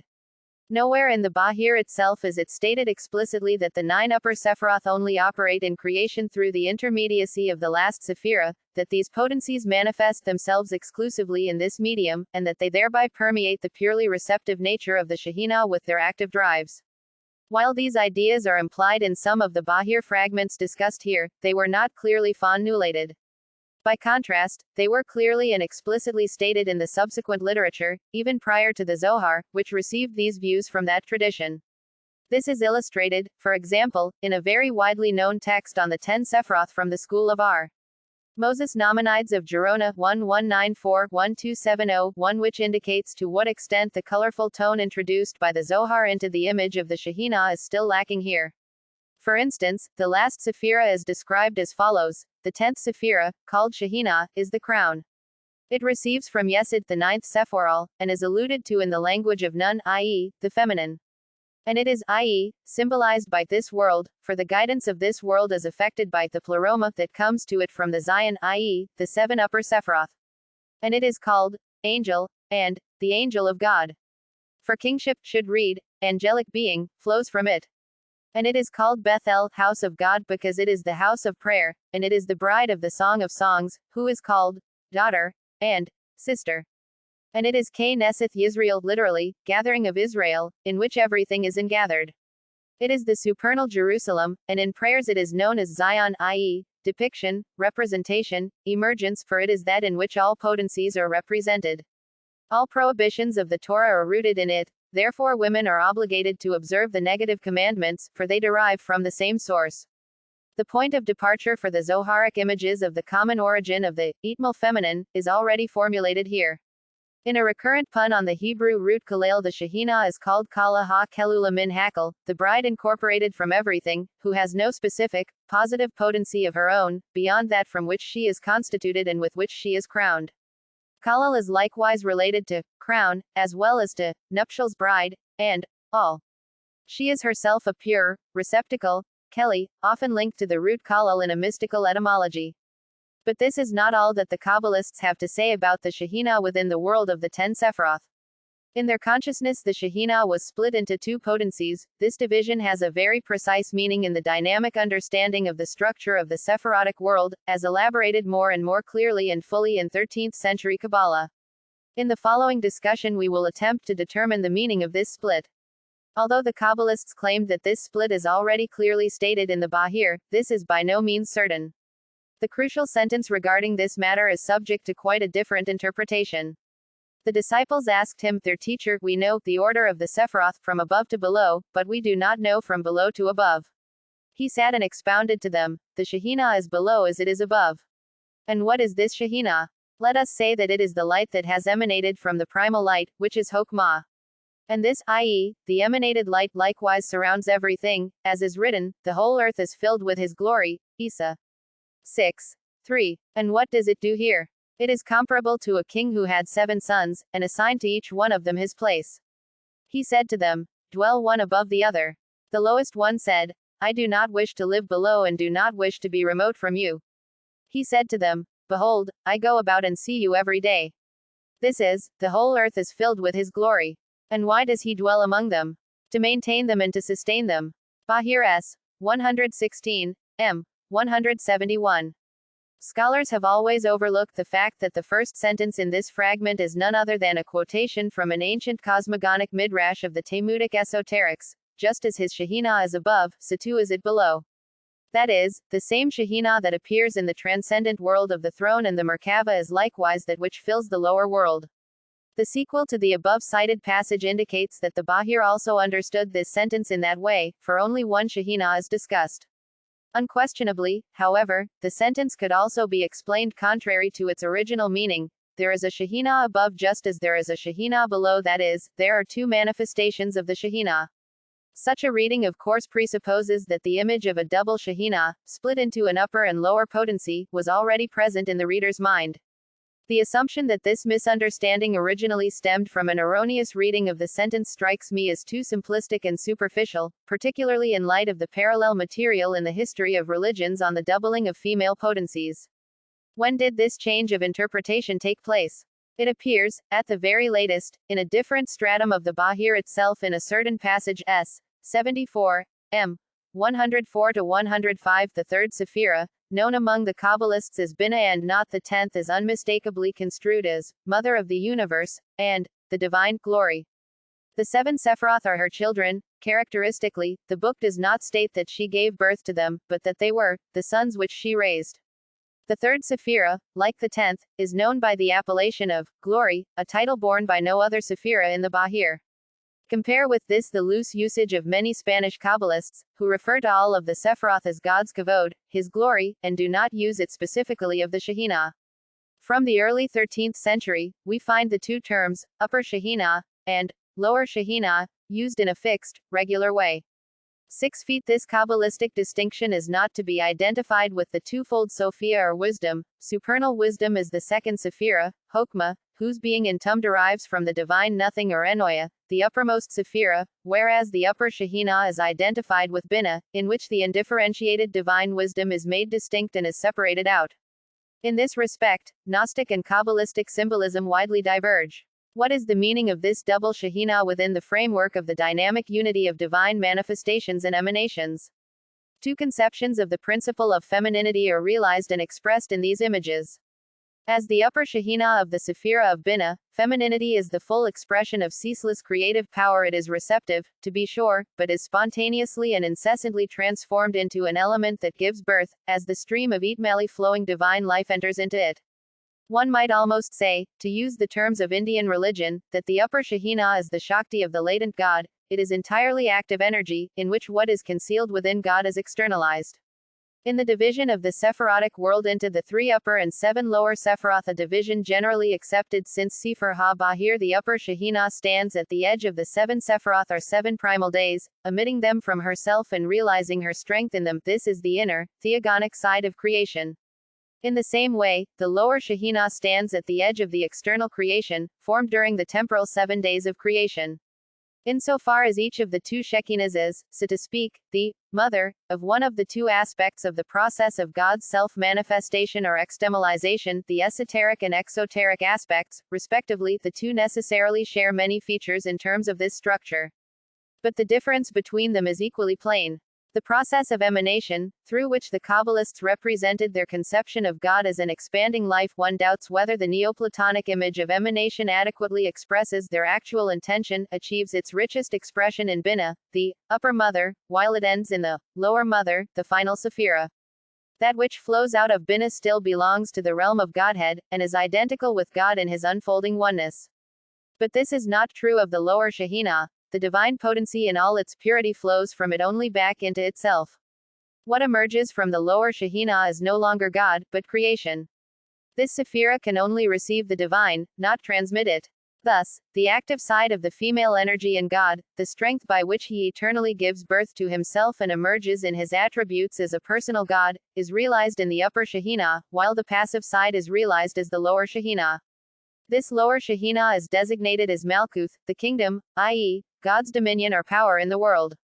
This term, based upon Judah Halevi's Kuzari 2, 7, and IV 3, became generally accepted from the time of its earliest appearance, shortly after the redaction of the Bahir, apparently in the writings of R. Isaac the Blind and his circle. This dominion is symbolically represented by the body of Knesset Yisrael. Israel forms the limbs of the Shekhinah, says a later popular Kabbalistic epigram. 63. But although the lower Shekhinah is Malkuth, it is no longer the king of this realm. The upper Shekhinah, in contrast, is often viewed as king, even in Sefer HaZohar. The divine potency transmitted by the upper Shekhinah to the other Sephiroth is of the same nature as that which it receives, but that which Malkuth transmits to the lower world is of an entirely different, lower rank than that which it receives. The lower Shekhinah is a mirror that is not transparent, in which the abundant flow of divine light is broken and reflected. It is precisely this refraction that here becomes the creation. Hence, the Spanish Kabbalah frequently refers to the Shekhinah, in one of its 2 aspects, by the name Yatzer Bereshith, creator or demiurge. This male symbol represents that aspect of the feminine that is in principle denied to the lower Shekhinah. Hence, the upper Shekhinah is also known as the source of life, and the world to come, which is the true dimension of bliss in the Kabbalah, as well as return, Teshuvah, because everything that began in it returns to it at the end, either because its energy has been fully consumed, or because the Creator, who radiated this energy, takes it back to himself. 66. In addition to these symbols, which allude to the eschaton, the Shekhinah is also explicitly described as the sphere of redemption. As the lower mother, the Shekhinah is present in the cosmos in the work of creation. As the upper mother, it constitutes the opportunity for the redemption of the world. In Kabbalistic terms, that place where creation began as a process within God himself is identical with the site of redemption and atonement. These ideas developed with particular vitality out of a Jewish consciousness and Jewish material, especially in R. Joseph Gikatila's She'erei Ora. 61. It would be incorrect to seek specifically Christian elements here. But the idea of the lower Shekhinah is presented in the Kabbalah in an altogether different way. Symbols of abundance, fullness, and richness give way to symbols of deficiency and poverty. Already in the writings of the Kabbalistic school of Gerona, and more emphatically in the Zohar itself, the notion of the passive nature of the 10th Sephira predominates. Night, moon, earth, dryness, the sabbatical year, i.e., of follownness, gate, door. These are just a few of the most popular designations for the lower Shekhinah. It is described as a garden in which all plantings grow, as a pool fed by springs, as a sea into which the rivers flow, as a shrine and treasure house in which the treasures of life and all the secrets of the Torah are kept. In these and 100 other images, the lower Shekhinah is portrayed as the receptacle for all those potencies that combine within it to produce its positive form. And all the candies, i.e., the Sphirthal shine, and the lights are drawn and illuminate and join with one another, until the countenance of the community of Israel is illuminated. Zohar, 11, 232b. In contrast to the third Sephirah, one can imagine a state in which these lights will not light up at all in the Shekhinah, or only to a limited extent. The Shekhinah, one might say, is not itself the force, but rather the means of transmitting the force or the field in which the force spreads. I would like to quote in extenso a passage from R.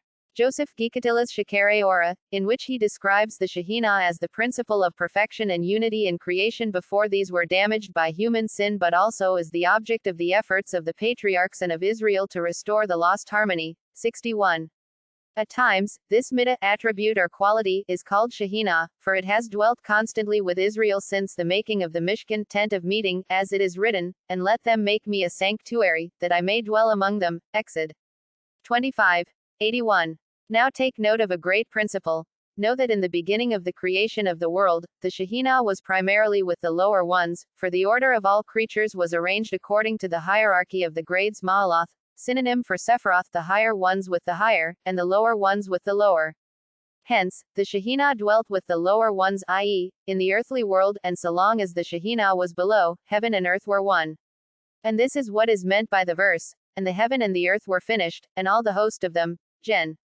2. 1. That they were completed and fulfilled from one another, and the channels and sources through which the cosmic effects of the Sephiroth flow down, operated harmoniously and emanated from above to below, so that God, may he be blessed, filled everything from above to below.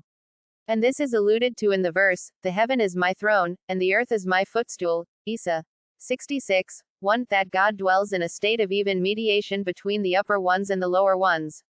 But when Adam came and sinned, the ranks were disrupted, the channels were shattered, and the pools, a blessing, were cut off.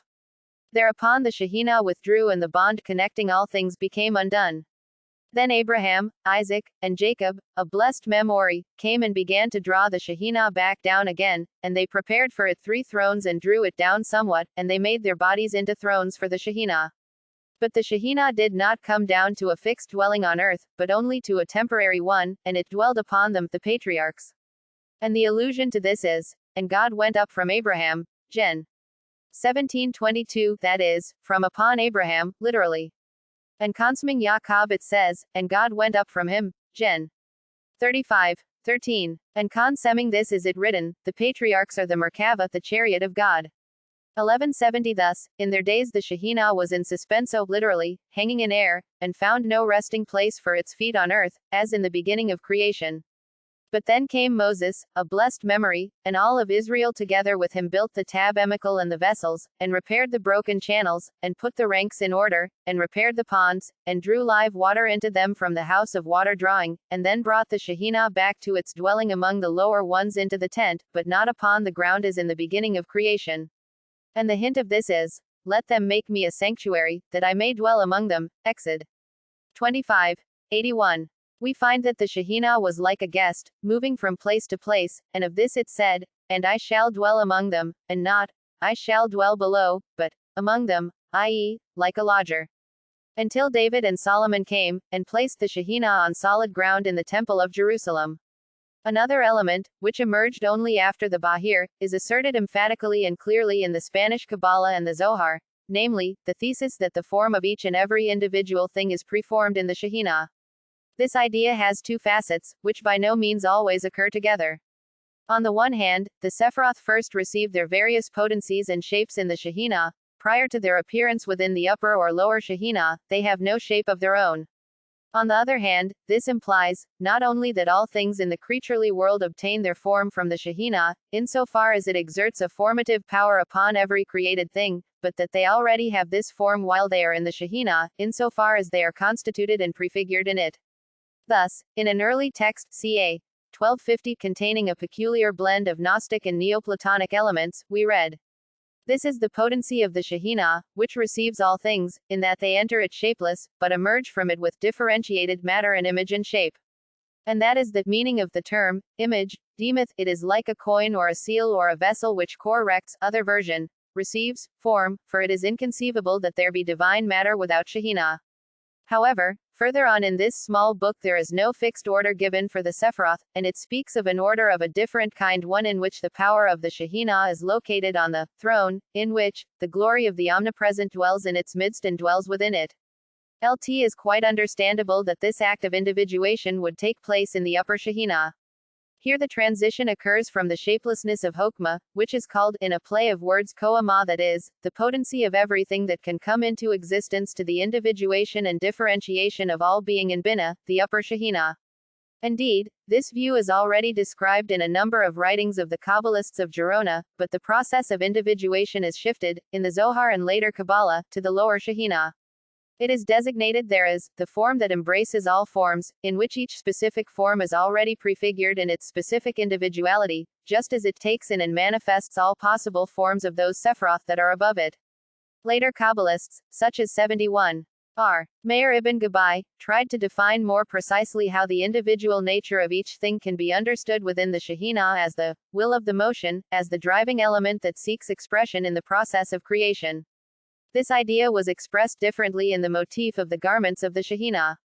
All of God's creatures are prefigured in the garments of the Shekhinah, hence, when he directs the world, he looks upon the creatures, not in himself, but rather their prefigurations in the garments of the Shekhinah. The Shekhinah is the form of the upper and lower beings, all of the shapes of the Sephiroth and all their names are formed within it, and all the souls and angels and holy beings are engraved in it. How does one engrave upon it the lower forms, which do not belong to its reality? This is compared to a king, who dwells in his palace, and various people come to see him. There are those who look upon his garment, those who look at his body, and those who look at his deeds. It is certainly clear from his deeds that he is king, for he makes several changes in his garments. The garments he wears in the morning he does not wear in the evening, and the garments that he wears one day he does not wear another day.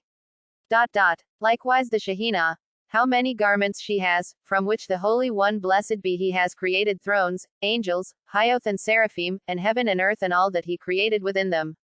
And all of the creatures that he made from these garments of hers, he has listed them all and engraved them upon his garment. And it is the image of all, and within it the Holy One blessed be he, who is YHVH, gives light, like the soul to the body.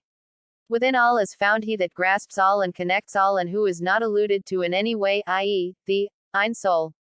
For everything is hinted at in the Shekhinah, who is dressed in the garments on which are drawn all created things, and it is called by all their names. In this all-embracing symbolism, the Shekhinah fully represents the animation of the concealed divine life. In the course of this development the image of the Shekhinah is also associated with the mystical theory of language, so crucial to the Kabbalah in general. God's creative energy manifests itself in his word, by means of which, according to the psalmist, the heavens were made. Ps. 33. 6. The divine word, in its development and individuation from innermost thought to verbal articulation is, for the Kabbalist, the medium by which the divine energy operates. Indeed, the world of divine potencies is symbolically expressed, above all, in the world of language. According to an oft-quoted Mishnah tractate Avot, the world was created by means of 10 words, Ma'amarat, or Logoi.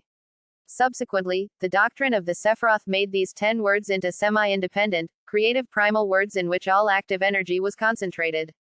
But this divine word is not only a one-time manifestation of creative power, which thereafter withdrew from the created world into itself. On the contrary, it is present in all that is real, and resides within all things as a perpetual or renewing force. While the Zohar interprets every act of divine speech as an act of the Sephiroth, although not necessarily of the Shekhinah, there were contemporary works that qualified this position. Every act of divine speech indicates an act of the Shekhinah.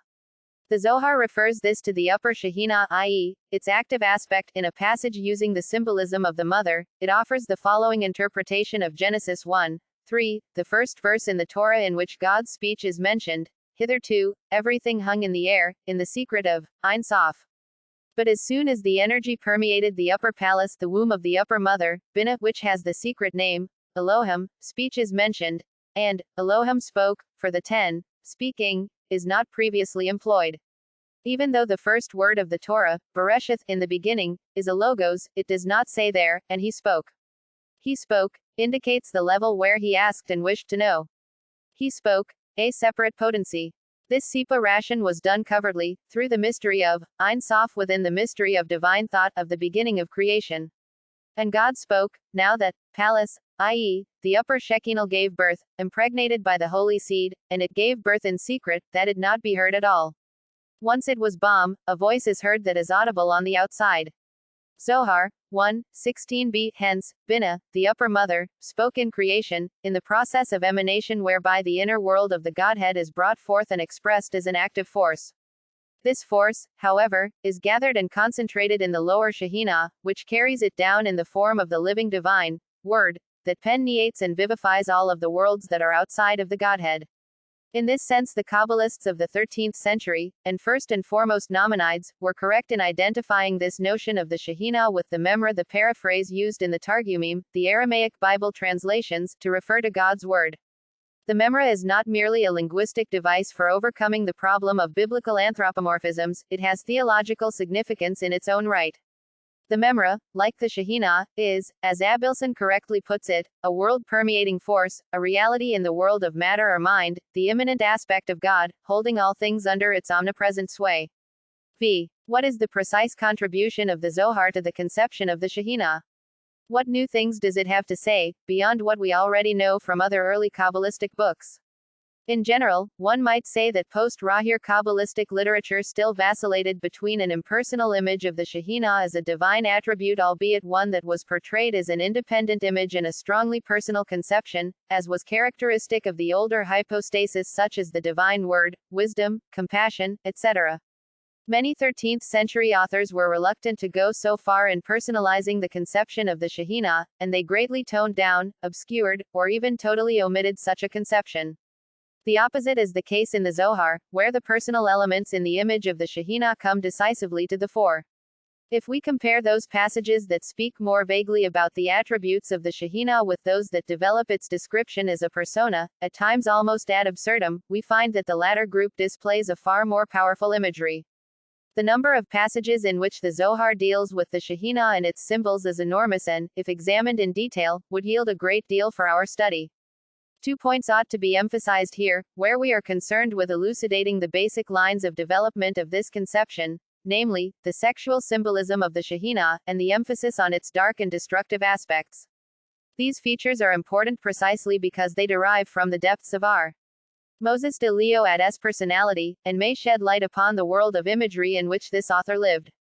Nothing prefiguring these notions in older Kabbalistic literature even remotely approaches the power and vitality with which these notions repeatedly occur at the center of the Zoharic discussions. A further element ought to be mentioned, the return of active and, in Kabbalistic tens, masculine aspects even in the lower Shehinah, which had previously been seen as quintessentially feminine. When the Zohar speaks of the Shehinah as feminine, it quite frequently uses the term, Alma de Nukva, the world of the female. In this connection, this is more than a mere circumlocution for the passive and receptive element among the divine attributes. Of course, the very statement that God, who is pure activity and positivity, could have a negative and passive side is itself extremely unorthodox. But the author of the Zohar goes even further. Of course, for him, as for the other Kabbalists, the Shehinah is regarded as the celestial Dana, Heisha Hasedona. Cf. 2, 54b, or the woman of light, Iteta de Nihora, in whose mystery are rooted all the females in the earthly world. In brief, she is the Etmal feminine. Joseph Gikatilla puts it in similar terms. The Shehinah in Abraham's time was called Sarah, in Isaac's time Rebekah, and in Jacob's time Rachel. All of the hierarchies tikkunim of the Shehinah are female, and most of necessity lack the male element, represented in the Zohar by Joseph, as explained at length in Zohar 1, 246b. But the feminine quality of the Shehinah is understood, first and foremost, and emphatically, in her role as female partner in the sacred union, Zivuga Kadisha, whereby the unity of the divine potencies is realized through the union of male and female. Without going into detail, this matter is discussed in the previous chapter. The male is conceived of here either as the sixth and central Sephirah, Tiareth, symbolized by Jacob, Rachel's husband, or as the ninth one, Yesod, symbolized by Joseph the righteous, into which all the higher Sephiroth flow, and which constitutes, as it were, the phallus of the supernal man. In more general terms, the union of Tiferet and Malkuth is portrayed as the marriage of the Holy King and the Queen, while that of Yesod and Malkuth is described in very precise terms as the supernal archetype of earthly sexual union, and is uninhibitedly depicted in such terms. When performed within the limits of mitzvah and halakha, the holiness of the act of procreation as a true mystery is consistently explained by the Zohar in terms of this sacred union in the realm of the Sephiroth. Only when man abandons the realm of sanctity does the area of sexuality fall into the world of impurity, and it is then seen, not only as the profane per se, but as demonic and depraved. The number of Zohar passages in this area is legion. The sexual imagery of the Song of Songs is treated here altogether differently than it is in the old allegories of God's relationship with Israel. Even a comparison of the Zohar with the earliest Kabbalistic commentary on the Song of Songs, that written by R. Ezra of Gerona a mere 50 or 60 years earlier and with which the author of the Zohar was acquainted, reveals the great difference in the use of erotic imagery. It was the author of the Zohar who read the entire text of the Song of Songs as a nuptial hymn of the Godhead itself. In the Zohar, 111, 214b, the stages of union, Yehuda, are portrayed as stages of sexual coupling, Zivuga, in a highly naturalistic interpretation of the Song of Songs 2, 6. Many other biblical verses are likewise interpreted as hymns to the holy marriage Tushbata de Zivuga. The rhetorical antithesis found in the following passage provides an excellent illustration of how natural this view is to the author. It is the way of the world that if one man wishes to take another's wife, the other becomes ANV7 and does not allow it. But the Holy One, blessed be He, does not act in this way. This is the offering, Exod 25, 3. This is the congregation of Israel. Even though all of her, i.e., the Shekinah's love is for him, and all of his love is for her, the children of Israel take her away from him, that she may dwell among them. And even though they take her, they are only able to do so with the permission of her husband and his will, so that they may perform the service of love before him. Zohar, 11, 135a. It is hardly by chance that the very first lines of the Zohar begin with the explicit sexual symbolism of the pollination of the rose, a symbol for the Shekhinah frequently used by the Zohar. This symbolism continues throughout the entire book. When R. Simeon ben Yohai, the legendary hero and chief speaker of the book, gives his deathbed speech, a passage evidently intended as the conclusion of the book, he ends with an unusually solemn but no less daring homily about Zion, the Holy of Holies, the place in which the oneness of all things in God is balm. He calls Zion the womb of the Shekhinah, in which God procreates the blessing that spreads to the world. The entire dynamics of the Zoharic notion of God is based upon this doctrine, in which the oneness and unity of the divine life are realized in the sacred marriage. Under no circumstances can these dynamics be separated from this doctrine. Although there was no lack of attempts in later years at elaborate allegorical reinterpretation of this sexual symbolism, whose images had carried the author of the Zohar to such heights of enthusiasm, it nevertheless caused difficulties for major Kabbalistic theologians. I have discussed elsewhere the significance of sexual imagery for Kabbalistic ritual. As already explained, the upper Shekhinah is viewed as indissolubly and uninterruptedly connected with the Supmal wisdom or Sophia, the Father, Abba. This union of the Supmal mother and father is completely unaffected by human action, although in the present state of the world, that is, since the expulsion from paradise, the coupling of the king and the Luin is no longer God's business alone, but as a human concern as well. As a result, this mystical union becomes the object of certain rituals. At the time of the expulsion from Eden, the lower mother, that is, the Shekhinah, was expelled along with man. Indeed, in a passage renowned for its bold exegesis, Zohar, I, 53b, it is not quite clear whether God expelled man from paradise, or whether it was perhaps man who expelled God, in the guise of the Shekhinah.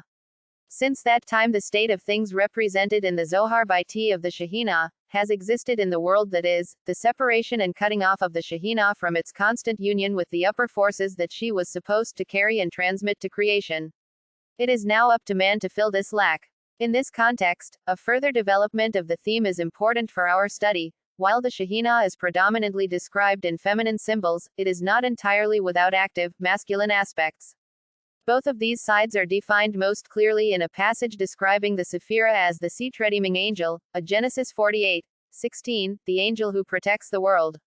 This is the angel who is sometimes male and sometimes female. For when he channels blessings to the world, he is male and is called male. Just as the male bestows fecundating blessings upon the female, so does he bestow blessings upon the world. But when his relationship to the world is that of judgment, i.e., when he manifests himself in his restrictive power as a judge, then he is called female. Just as a female is pregnant with the embryo, so is he pregnant with judgment, and is then called female. Zohar 1, 232a. Hence, the female character of the Shekhinah is linked here with its restrictive and dangerous features. The restraint of the flow of life, a quality intrinsic to the activity of judgment din, frequently entails destructive consequences for the world. But when the Shekhinah functions as a medium for the downward flow of life-giving energies, it is understood in male symbols, the most prominent of which is the divine name Adonai, Lord. The problem of the active and passive elements in the Shekhinah is seen from a different angle in another passage 1, 3la. At the time that the pair unite together, the female is called by a male name, in order to show that the female is included in him in one entity, for then there is found the blessing of the Matrona, and there is no separation whatsoever. And concerning this it is said, he hath desired it, i.e., Zion, for his habitation, Ps. 132, 131, and it is written, for the Lord hath chosen Zion, Ibid. Zion, specifically, that he is found in her and resides in her.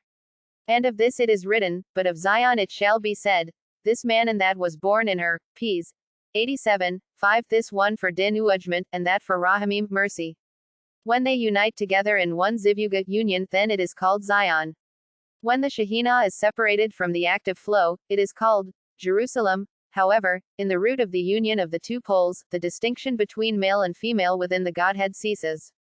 In other passages the Shekhinah is called mother, even during the state of union, while in the state of separation she is called wife. In yet another version, so long as the Matronatha is with the king and nourished you, she is called your mother. But now that she is exiled and is far from the king, she is only called thy father's wife. Zohar, Il, 75a. The theme of the active powers within the feminine element turned in an altogether different direction in later Kabbalah in the doctrine of the Mayan Nukvin, the female waters, or unique powers of the feminine. The conception of the Shekhinah as a mere repository of the forces pouring into it, of the feminine is purely receptive and passive, at least insofar as the issue was the Shekinah's relationship to God and not its activity in creation, could not long survive in the Kabbalah after the Zohar. In the long run, the dialectics of femininity, including the element of giving, could not remain suppressed indefinitely. To be sure, there was something intellectually fascinating in the idea of the Shekhinah as a pure medium, as a mirror reflecting the forces above. But where there was a clearer sense of the maternal, birth-giving, and creative element that comes about as a result of the very act of receiving, the notion of the Shekhinah itself needed to be altered and corrected.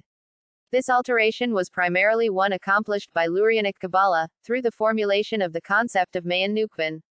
This doctrine presents the Shekhinah as likewise incorporating active forces. These forces are not awakened by the sacred marriage but, on the contrary, it is their awakening that makes this union at all possible. The Zohar scarcely uses the term Mayan Nukvin, and certainly not in the above sense, although it does repeatedly invoke the general principle that every arousal from above requires a complementary arousal from below, that is, human activity. However, the Zohar sees this principle in terms of the Godhead being able to act below only when its powers are aroused and activated by the stimulus of human actions, and not as alluding to the powers of the feminine as the basis for this arousal. R. Moses Cordovero already explains that there are two distinct aspects in the male Sephira of Yesod. In one, which occurs prior to the union with the Shekhinah, the lower waters of the Shekhinah gush up through Yesod, that is, the forces that are cast back by the Shekhinah rise up as seat-reflected light. In other words, even prior to the second aspect, the actual union in which the forces of maleness penetrate into the Shekhinah, forces coming from the Shekhinah itself rise toward the male element and stimulate it. The term, lower waters, mentioned in this passage, appears in a Talmudic reading of the story of creation, in which the waters under the firmament are characterized as feminine. This usage became fixed by Isaac Luria. Thus, Cordovero continues, while the process of emanation begins as direct, unrefracted light, from which emanates the reflected light, this situation is reversed in the mystery of union among human beings. The outpouring of energy, of active light, although essentially only reflected, comes from the female, arousing and activating the male. Hence, the Shekhinah is charged with active powers, even in relation to the upper realms, and it is only as a result of them that it is also active in relation to the lower realm. However, the dialectics of femininity is primarily consummate, and this is worth emphasizing not with its activity within creation, but rather within the context of the divine life itself. One can also speak of spontaneity hidden within receptivity. There were those Kabbalists who saw a symbol for this in Miriam's well, of which it is written, "Spring up, 0 well sing ye unto it," Num. 21:17, which they read as referring to the element within the supernal female that arouses the female waters. It is true that Lurianic Kabbalah strongly emphasized that Mayan Nukvin are generated by the good deeds of human beings, a point made even more strongly in the ethical writings of later Kabbalah, but this is not their only source. Luria speaks even more frequently of processes in the upper Sephiroth themselves that elicit such forces within every individual Sephira. Of course, the transformation of these forces that originate in Din, the aspect of rigor and judgment, into forces of Rahamim, of grace, is dependent upon human good deeds. 9 feet. Moreover, since every Sephira duplicates within itself the overall structure of the entire system, each Sephira contains its own aspect of the Shekhinah Malkuth, in which it produces its own Mayan Nukvin. I have already briefly observed that the Zohar's image of the Shekhinah contains dark and destructive traits as well, even though, compared with other female figures in the history of religions, these are relatively pallid and tend to be ascribed to an aspect of the Godhead that allows them to be presented in a relatively Han-Nis manner. Within the Godhead, there are Sephiroth of both love and judgment, both of which emanate their energy into the Shekhinah. Depending upon which potency dominates, the lower Shekhinah appears either as a loving or as a punishing and chastising mother. But even beyond this, in many passages the Zohar presents the Shekhinah as bizarrely linked with the other side, Sitra Ara, the demonic and destructive power. True, this power ultimately originates in one of the divine Sephiroth, namely, that of severe and punishing judgment, Din Kasha. However, it is now independent, has left the realm of holiness for that of evil and Satan, and become a shell, Kepa. The Zohar's remarks about the left side are not always clear. They may refer to the Sephiroth of Din, of God's judgmental power, which are located on the left side of the tree of divine emanation, or they may be used to designate the other side, which is outside, or even opposed to the divine, in the realm of evil and contamination. When these forces of the left side become stronger, primarily due to human erring and sinning, the Shekhinah becomes the executrix of the powers of judgment which have entered her. But at times the Zohar goes even further. The Shekhinah actually comes under the sway of the other side, which penetrates and becomes entrenched within her, with disastrous consequences for Israel and for the entire world. This may be caused by the weakness or helplessness of the Shekhinah, because it is lacking the impetus created by man's good deeds, or it may be caused by the preponderance within her of those forces that, because of their stem and punitive nature, Din Kasha, have an affinity with the other side. Overwhelmed by these dark forces, the Shekhinah herself becomes dark and destructive. When the righteous multiply in the world, Knesset Yisrael, i.e., the Shekinah emits sweet fragrances like a rose, and is blessed by the Holy King, and her face is radiant. But when the wicked people increase in the world, Knesset Yisrael as it were does not emit sweet fragrances, but tastes of the other, bitter side. Of this state it is written, He has cast down from heaven the earth. Lamb 2:1, and her face is darkened. Then she becomes like the rose who is surrounded by thorns and thistles, namely, the forces of the demonic that hold it captive. This ambivalence in the Shekinah's nature is illustrated in a number of symbols. As a counterpart to the tree of life, which symbolizes the Sephiroth of Yesod or Tiferet, the Shekhinah is represented as the tree of knowledge of good and evil, but this is also called the tree of death, because the death-bringing other side attaches itself to this tree. 9 feet. In the Zohar this term is used both for the Shekhinah itself and for the other side, from which we may infer the author's perception that these two aspects are identified with one another. Insofar as the Shekhinah is identified with the tree of death, one may speak of it as having a trace of the Chthonian element, i.e., pertaining to the underworld, so often displayed by the Great Mother in mythology, and also appropriate to the Shekhinah, seen as a symbol of the esoteric interior of the earth. Many other symbols, such as the above-mentioned lunar symbolism so emphasized in the Zohar, suggest a similar association. But most revealing of all for our purposes is a statement that at first glance seems highly surprising. The author describes the Shekhinah in terms of the image from the book of Proverbs, her feet go down to death. Her steps take hold on the netherworld, Prov. 5:5. In the original context this phrase does not refer to divine wisdom at all, but to its antagonist, the whorish, strange woman. The transfer of this image to the Shekhinah is highly instructive for the history of the Jewish religion. Those historians of this century who have dealt so intensively with the Jewish doctrine of wisdom have far too frequently relied upon mere conjecture, as I noted with some melancholy at the start of this discussion, particularly in their attempts to draw a connection between wisdom in Judaism and the antagonist of wisdom in other Oriental myths. Hence, we find the following opinion, in the contrast between wisdom and the riotous woman folly, Prov. 913 ff. Who seduces men to ritual prostitution and fornication, divine wisdom itself acquired certain traits of its mythical opponent. When opposing the widespread sexual cults of Ishtar, Astarte, and Aneth, it was embellished with the traits of bride and mother. Such a transfer cannot be convincingly demonstrated in the Bible. However, we clearly see the occurrence of a very similar transformation in the Kabbalah, particularly in the Zohar, when a way of thinking that sees itself as strictly Jewish draws upon symbols from deep strata, it does not even recoil from such obviously paradoxical changes as attributing characteristics of Lilith to the Shekhinah. The Zohar repeatedly contrasts Lilith, as the whorish woman, with the Shekhinah, the noble or capable woman of chapter 31 of Proverbs.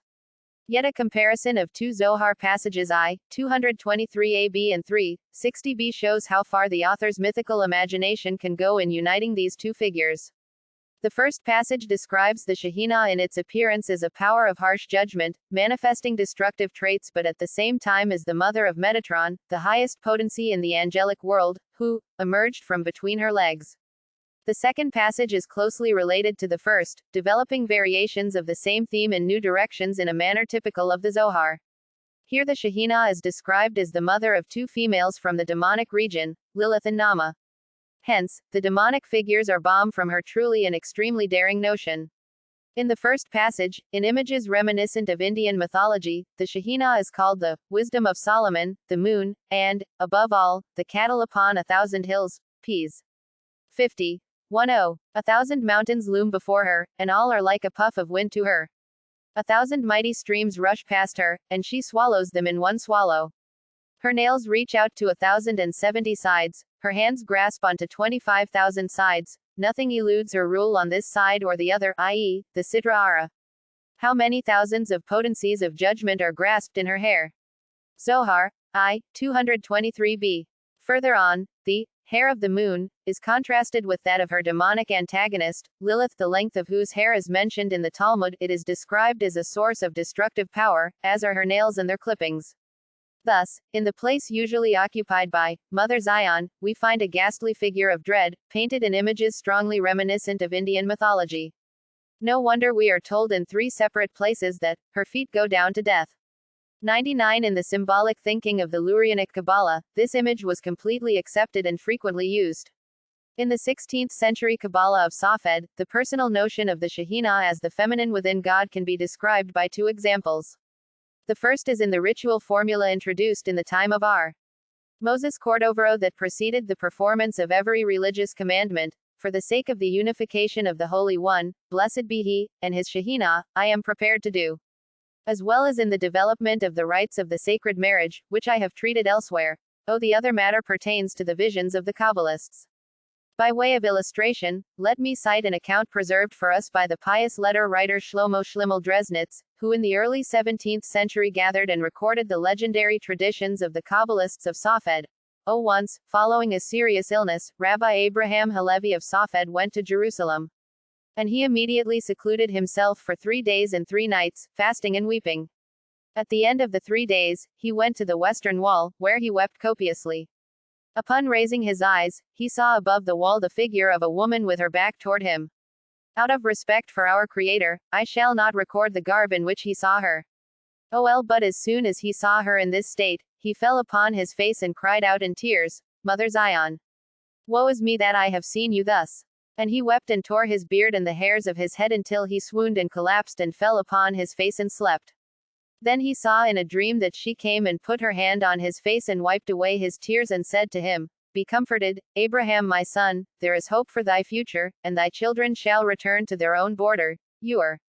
31. 17. Together with this intensely personal portrait of the Shekhinah, the Lurianic Kabbalah introduces a retrogressive process, upon which I should like to touch here briefly, and one that brings us back to the earlier stages of development of this concept. The personal image of the Shekhinah dissolves here and again becomes to a great extent an impersonal symbol for God's immanence in the world and the pure inwardness of the divine within man, itself a far from unproblematic concept. The older great symbol, a product of Kabbalistic daring, redeems here alongside a different, more interior symbol, first found in Lurianic Kabbalah. I refer to the doctrine of the sparks of the Shekhinah, which are dispersed throughout the world and embedded in the external reality and image in which two elements, the concretely tangible and the demonically corrupt, strangely overlap and balance one another. Whether one stresses the Manichaean quality of this idea in terms of the objective relationship of the ideas, not in terms of historical influence, or whether one sees this as an expression of pantheistic feeling groping its way into the foreground in the 16th century, it is clear that the original meaning of this concept is dissolving here. Hillel Zeitlin, an expert on Hasidism, observed that the 18th century Hasidim, in their struggle to purify Kabbalistic notions following the messianic tempest of heretical Sabbatianism, most often arrived at an abstract notion of the Shekhinah. They saw it almost exclusively in terms of the divine life force, Hayeth, intrinsic to the universe, i.e., a divine quality. They rarely spoke of her as a mother, with all the overtones and undertones inherent in this archetype. This may have been an understandable reaction to the excesses of the Sabbatians, who drew orgiastic conclusions from their extremely sexual conception of the Shekhinah. In the Lurianic doctrine of the sparks of the Shekhinah, which was highly popular among the Hasidim, the ancient symbol is, so to speak, taken back into itself, so that often, as at the very beginning of its history, it signifies no more than the unspecified presence of the divine in the world. 7. In conclusion, I would like to respond to a question that has no doubt occurred to a number of readers during the discussion of these notions of the feminine within the divine. Can the Shekhinah be described as a cosmic force in the same sense as we find the feminine in the image of Shakti in Indian Tantric religion? To my mind, I believe that we can discern quite clear differences between the two conceptions, differences no less profound than their affinities. The schematic representations of the Sephirotic world in geometric symbols can be legitimately compared, without distorting the subject, to the forms of the yantra diagrams intended to guide meditation, which were first interpreted by Heinrich Zimmer in his masterpiece, Kunz. Vormund Yoga, Berlin, 1926. Utilizing geometric configurations, these yantras illustrate the development of the various gods and their mates, Shaktis. Both the Sephirotic tree and the Shriyantra, which make similar use of primal, ancient symbols of the triadic form, can be taken above all as depictions of the self-unfolding of the transcendent and unknowable. The student of Zimmer's second, posthumous Opus O will be amazed to discover the Kabbalistic symbols of the point and the triangle in these remarkable discussions of Indian material. The Absolute is the energy point that cannot be represented but only focused upon, the hidden center from which everything spreads out. The creative energy that spreads from within the Absolute, touching the center and eternally uniting with it, is the primal Shakti, represented by the innermost interpenetrating triangle of the Sri Yantra. This symbolism is not identical with that of the Zohar, but there is a deep relation between them. The author of the Zohar understands the primal point not as the unknowable ultimate depths of Ein Sof but as the unconstructible and hence totally indissoluble Hokmah, wisdom, in which opposites nullify and merge. This primal point is indissolubly united with the upper Shekhinah, represented by the symbol of the house or the womb, in which the primal point of Hokmah, wisdom, is sown as the world seed. Thus, the Sephirotic pair of Hokmah and Binah have something of the nature of the Shakti and her supernal consort.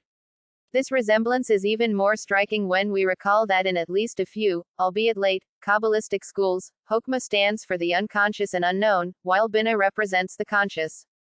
Just as in Kabbalah Hokmah emanates 9 Sephiroth from within itself, so in the Indian doctrine the transcendent and unknowable in the invisible primal point are represented in the Shriyantra diagram by 9 interpenetrating triangles, representing the male and female potencies of the god and of his Shakti. The Shakti is the dynamic aspect of the world substance, it is itself the world of manifestation, at the same time as it is within it and works within it. But this last statement, repeated in various ways in Woodruff's and Zimmer's discussions of Shakti, cannot be applied to the Shekhinah, even where it can be thought of as an active potency. It is true that the lower Shekhinah operates in everything and animates everything. His kingdom rules in everything, Ps. 103:19, as the biblical verse reads. It is the spark that dwells in everything, or is trapped or captive in everything, but the Shekhinah is in exile there, a notion that, so far as I can see, is totally absent in the Indian conceptions. The lower Shekhinah is not itself the thing or manifestation in which it is present, to put it in Indian terms, it is not the world of Maya. The manifesting and the manifestation, Shakti and Maya, which are one for the Indian esoteric, are not identical for the Kabbalist. The spark of the Shekhinah, which resides within concrete things, is always distinct from the phenomenality of these same things, as clearly demonstrated by the discussions on this point in many Hasidic texts. The spark can be elevated from the things in which it is mixed, without thereby affecting the things qua phenomena. A different, perhaps even more intense, life enters into them, but there seems to be no necessary inner bond between this specific manifestation and the specific spark of the Shekhinah that dwells within it. There are only occasional hints of an esoteric stratum of this doctrine, which may have gone further than the written formulations would suggest. One further point. The god and goddess are the first self-revelation of the Absolute, the male being the personification of the passive aspects which we know as eternity, the female of the activating energy, Gakti, the dynamism of time. Though apparently opposites, they are in essence one. It is impossible to apply this to the Kabbalist schema without misconstruing the sense of the symbols. None of the Sephiroth appearing as male in these pairs could be identified with the masculine in Indian symbolism, albeit the idea of femininity as producing the motion of time may indeed correspond to an astonishing passage in Sefer HaBahir s. 49. m. 7273. This passage describes the Shekhinah as the precious gem that brings forth the years, i.e., time, which flows from the primal time gathered therein, but I am by no means certain that this primal time can be identified with eternity. On the other hand, when dealing with these comparisons, we must not forget that the Shekhinah is split in the Kabbalah, so that the active element within the feminine has been primarily absorbed in the symbolism of the upper Shekhinah. The latter is the womb of the Sephiroth, of the eons and cycles of the worlds, Shemitoth, while other aspects of Shakti, such as the eternal feminine and the destructive element, are expressed in the final Sephira or Malkuth. On the other hand, the notion of the masculine as purely inactive and passive, an idea that seems intrinsic to the doctrine of Shakti, is totally alien to the Kabbalah, in which the male is perceived as active and flowing. From Sitra Ahra, Good and Evil in the Kabbalah. The passage, known as Sod, Etz Ha-Doth, the secret of the tree of knowledge, deserves close attention. Extant in several manuscripts, some anonymous and some attributed to R. Ezra ben Solomon of Gerona, it reads as follows: regarding the matter of the tree of knowledge, of which Adam was commanded not to eat, fix your mind on this matter and as to why God kept him away from this tree more than from the others. Notice that, according to the wording in Scripture, he did not enjoin him against gathering the fruit but only against eating it. For Adam did not pluck and take the fruit, but the woman gave it to him, as is written, and she gave also unto her husband. Gen. 3. 6. The scriptural verse also only has him saying, Hast thou eaten of the tree, whereof I commanded thee that thou shouldest not eat? V. I 1. Likewise, Scripture says about the tree of life, lest he put forth his hand, and take also of the tree of life, and eat, and live forever. V. 22. From here we may infer that it is the act of eating that causes sin, and indeed, this is so. Know that the eating of the fruits of the Garden of Eden provided nourishment for the soul. Therefore, he was punished for eating, which involves both body and soul. But the soul has no share or benefit in gathering the fruit, even though he thereby brought about a separation in the lower realms. It does not cause separation in the upper realms, but the soul only partakes in the act of eating the fruit, and is nourished by its fruits. But damage is caused to the soul if the fruit contains damaging things, and things that stimulate the evil urge and diminish it the soul in its rank and its health, and reduces its strength in the upper realm, and this was Adam's sin. You already know that the tree of life and the tree of knowledge are one tree below but two trees above. The tree of knowledge is from the northern side, but the tree of life is from the eastern side, from whence light emanates into the entire world, and the potency of Satan is there. And it is written in the Jerusalem Talmud, i.e., in Rahir, s. 109, m. 162, what is Satan? This teaches that the Holy One, blessed be he, has a quality whose name is evil, and it lies to the north of God, as is written, out of the north the evil shall break forth. Jer. 1:14, and from the north it comes.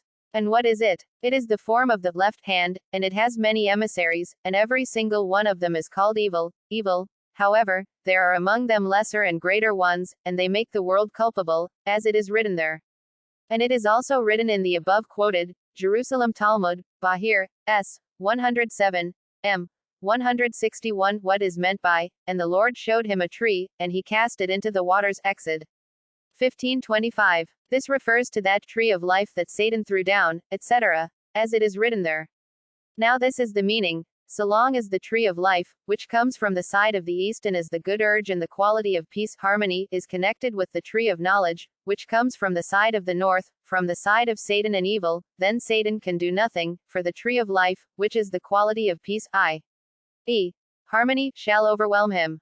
But the moment the tree of knowledge is separated from the tree of life, its strength is freed and Satan is able to act.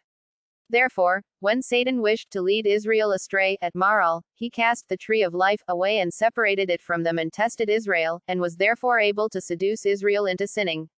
And this is the matter known as chopping down of the plantings, Kitsuts Benedioth, for had he been connected with the tree of life, he would have been unable to do this thing. Moreover, had Adam not first separated the fruit, Satan would have been unable to separate him from the tree of life. And let the matter that he, Adam, was not involved in the eating, that is, that he did not participate in the eating with Eve, not seem difficult to you, for he performed separation in his thought, which is more a part of the soul. For you already know that a human being is composed of all things, 7, and his soul is connected to the supernal soul, for which reason the Torah states, Ye shall be holy, for I am holy, Lev. 19:2, as well as, Sanctify yourselves therefore, and be ye holy, Lev. 20:7. Therefore, the righteous man, who raises his pure and immaculate soul to the supernal holy soul, unites with it and knows the future, and that is the meaning of the prophet and his path, for the evil urge has no power over him to separate him from the upper soul. That is why the prophet's soul unites completely with the upper soul, and with his intellect fulfills the Torah, for the commandments are incorporated within him, in his intellect. That is why our sages said that the patriarchs fulfilled the Torah in their intellect, and they said that the patriarchs are themselves the Merkava. 9, and the same is also true of their children after them, and of every righteous man. About this, Scripture says, And I will dwell among the children of Israel, Exod 29:45, for the Holy Spirit rests upon them and joins itself to them. But if a man walks in the path of evil, which is Satan, then he chops and separates his soul from the supernal soul. And concerning this it is written in the Torah, And my soul shall abhor you, Lev. 26:30, that is, the soul is separated and distanced from the supernal soul, and this is like a chopping away. And that is why in the words, that ye should be defiled thereby, Lev. 11:43, the Hebrew word for defiled, ve nitmitem, is written without an aleph, signifying that they are not worthy to have the crown of God's reign that animates everything, symbolized in the aleph be on their heads, but they are culpable of death because of their separation from the supernal soul and because they destroyed the divine unity. It is written in the prophets, But your iniquities have separated between you and your God, Isa 59:2, and similar verses. And the Talmud says, It is not the serpent that kills, but sin that kills. Hence, when Adam ate of the fruit of the tree of knowledge, which is of the side of evil, and separated it through his awareness or his contemplation, from the tree of life, the evil urge dominated him in his eating and in his soul, for his soul took part in the eating of the fruits of the garden, as we said above. Thus, impurity and death and removal of the soul from the supernal soul took place within Adam. This explains that by his eating he caused destruction above and below in the plantings and separated the forces of the tree of knowledge by themselves, and separated them from the forces of the tree of life, and this is the great offense against both body of the prophet and his path, for the evil urge has no power over him to separate him from the upper soul. That is why the prophet's soul unites completely with the upper soul, and with his intellect fulfills the Torah, for the commandments are incorporated within him, in his intellect. That is why our sages said that the patriarchs fulfilled the Torah in their intellect, and they said that the patriarchs are themselves the Merkava. 9, and the same is also true of their children after them, and of every righteous man. About this, Scripture says, And I will dwell among the children of Israel, Exod 29:45, for the Holy Spirit rests upon them and joins itself to them. But if a man walks in the path of evil, which is Satan, then he chops and separates his soul from the supernal soul. And concerning this it is written in the Torah, And my soul shall abhor you, Lev. 26:30, that is, the soul is separated and distanced from the supernal soul, and this is like a chopping away. And that is why in the words, that ye should be defiled thereby, Lev.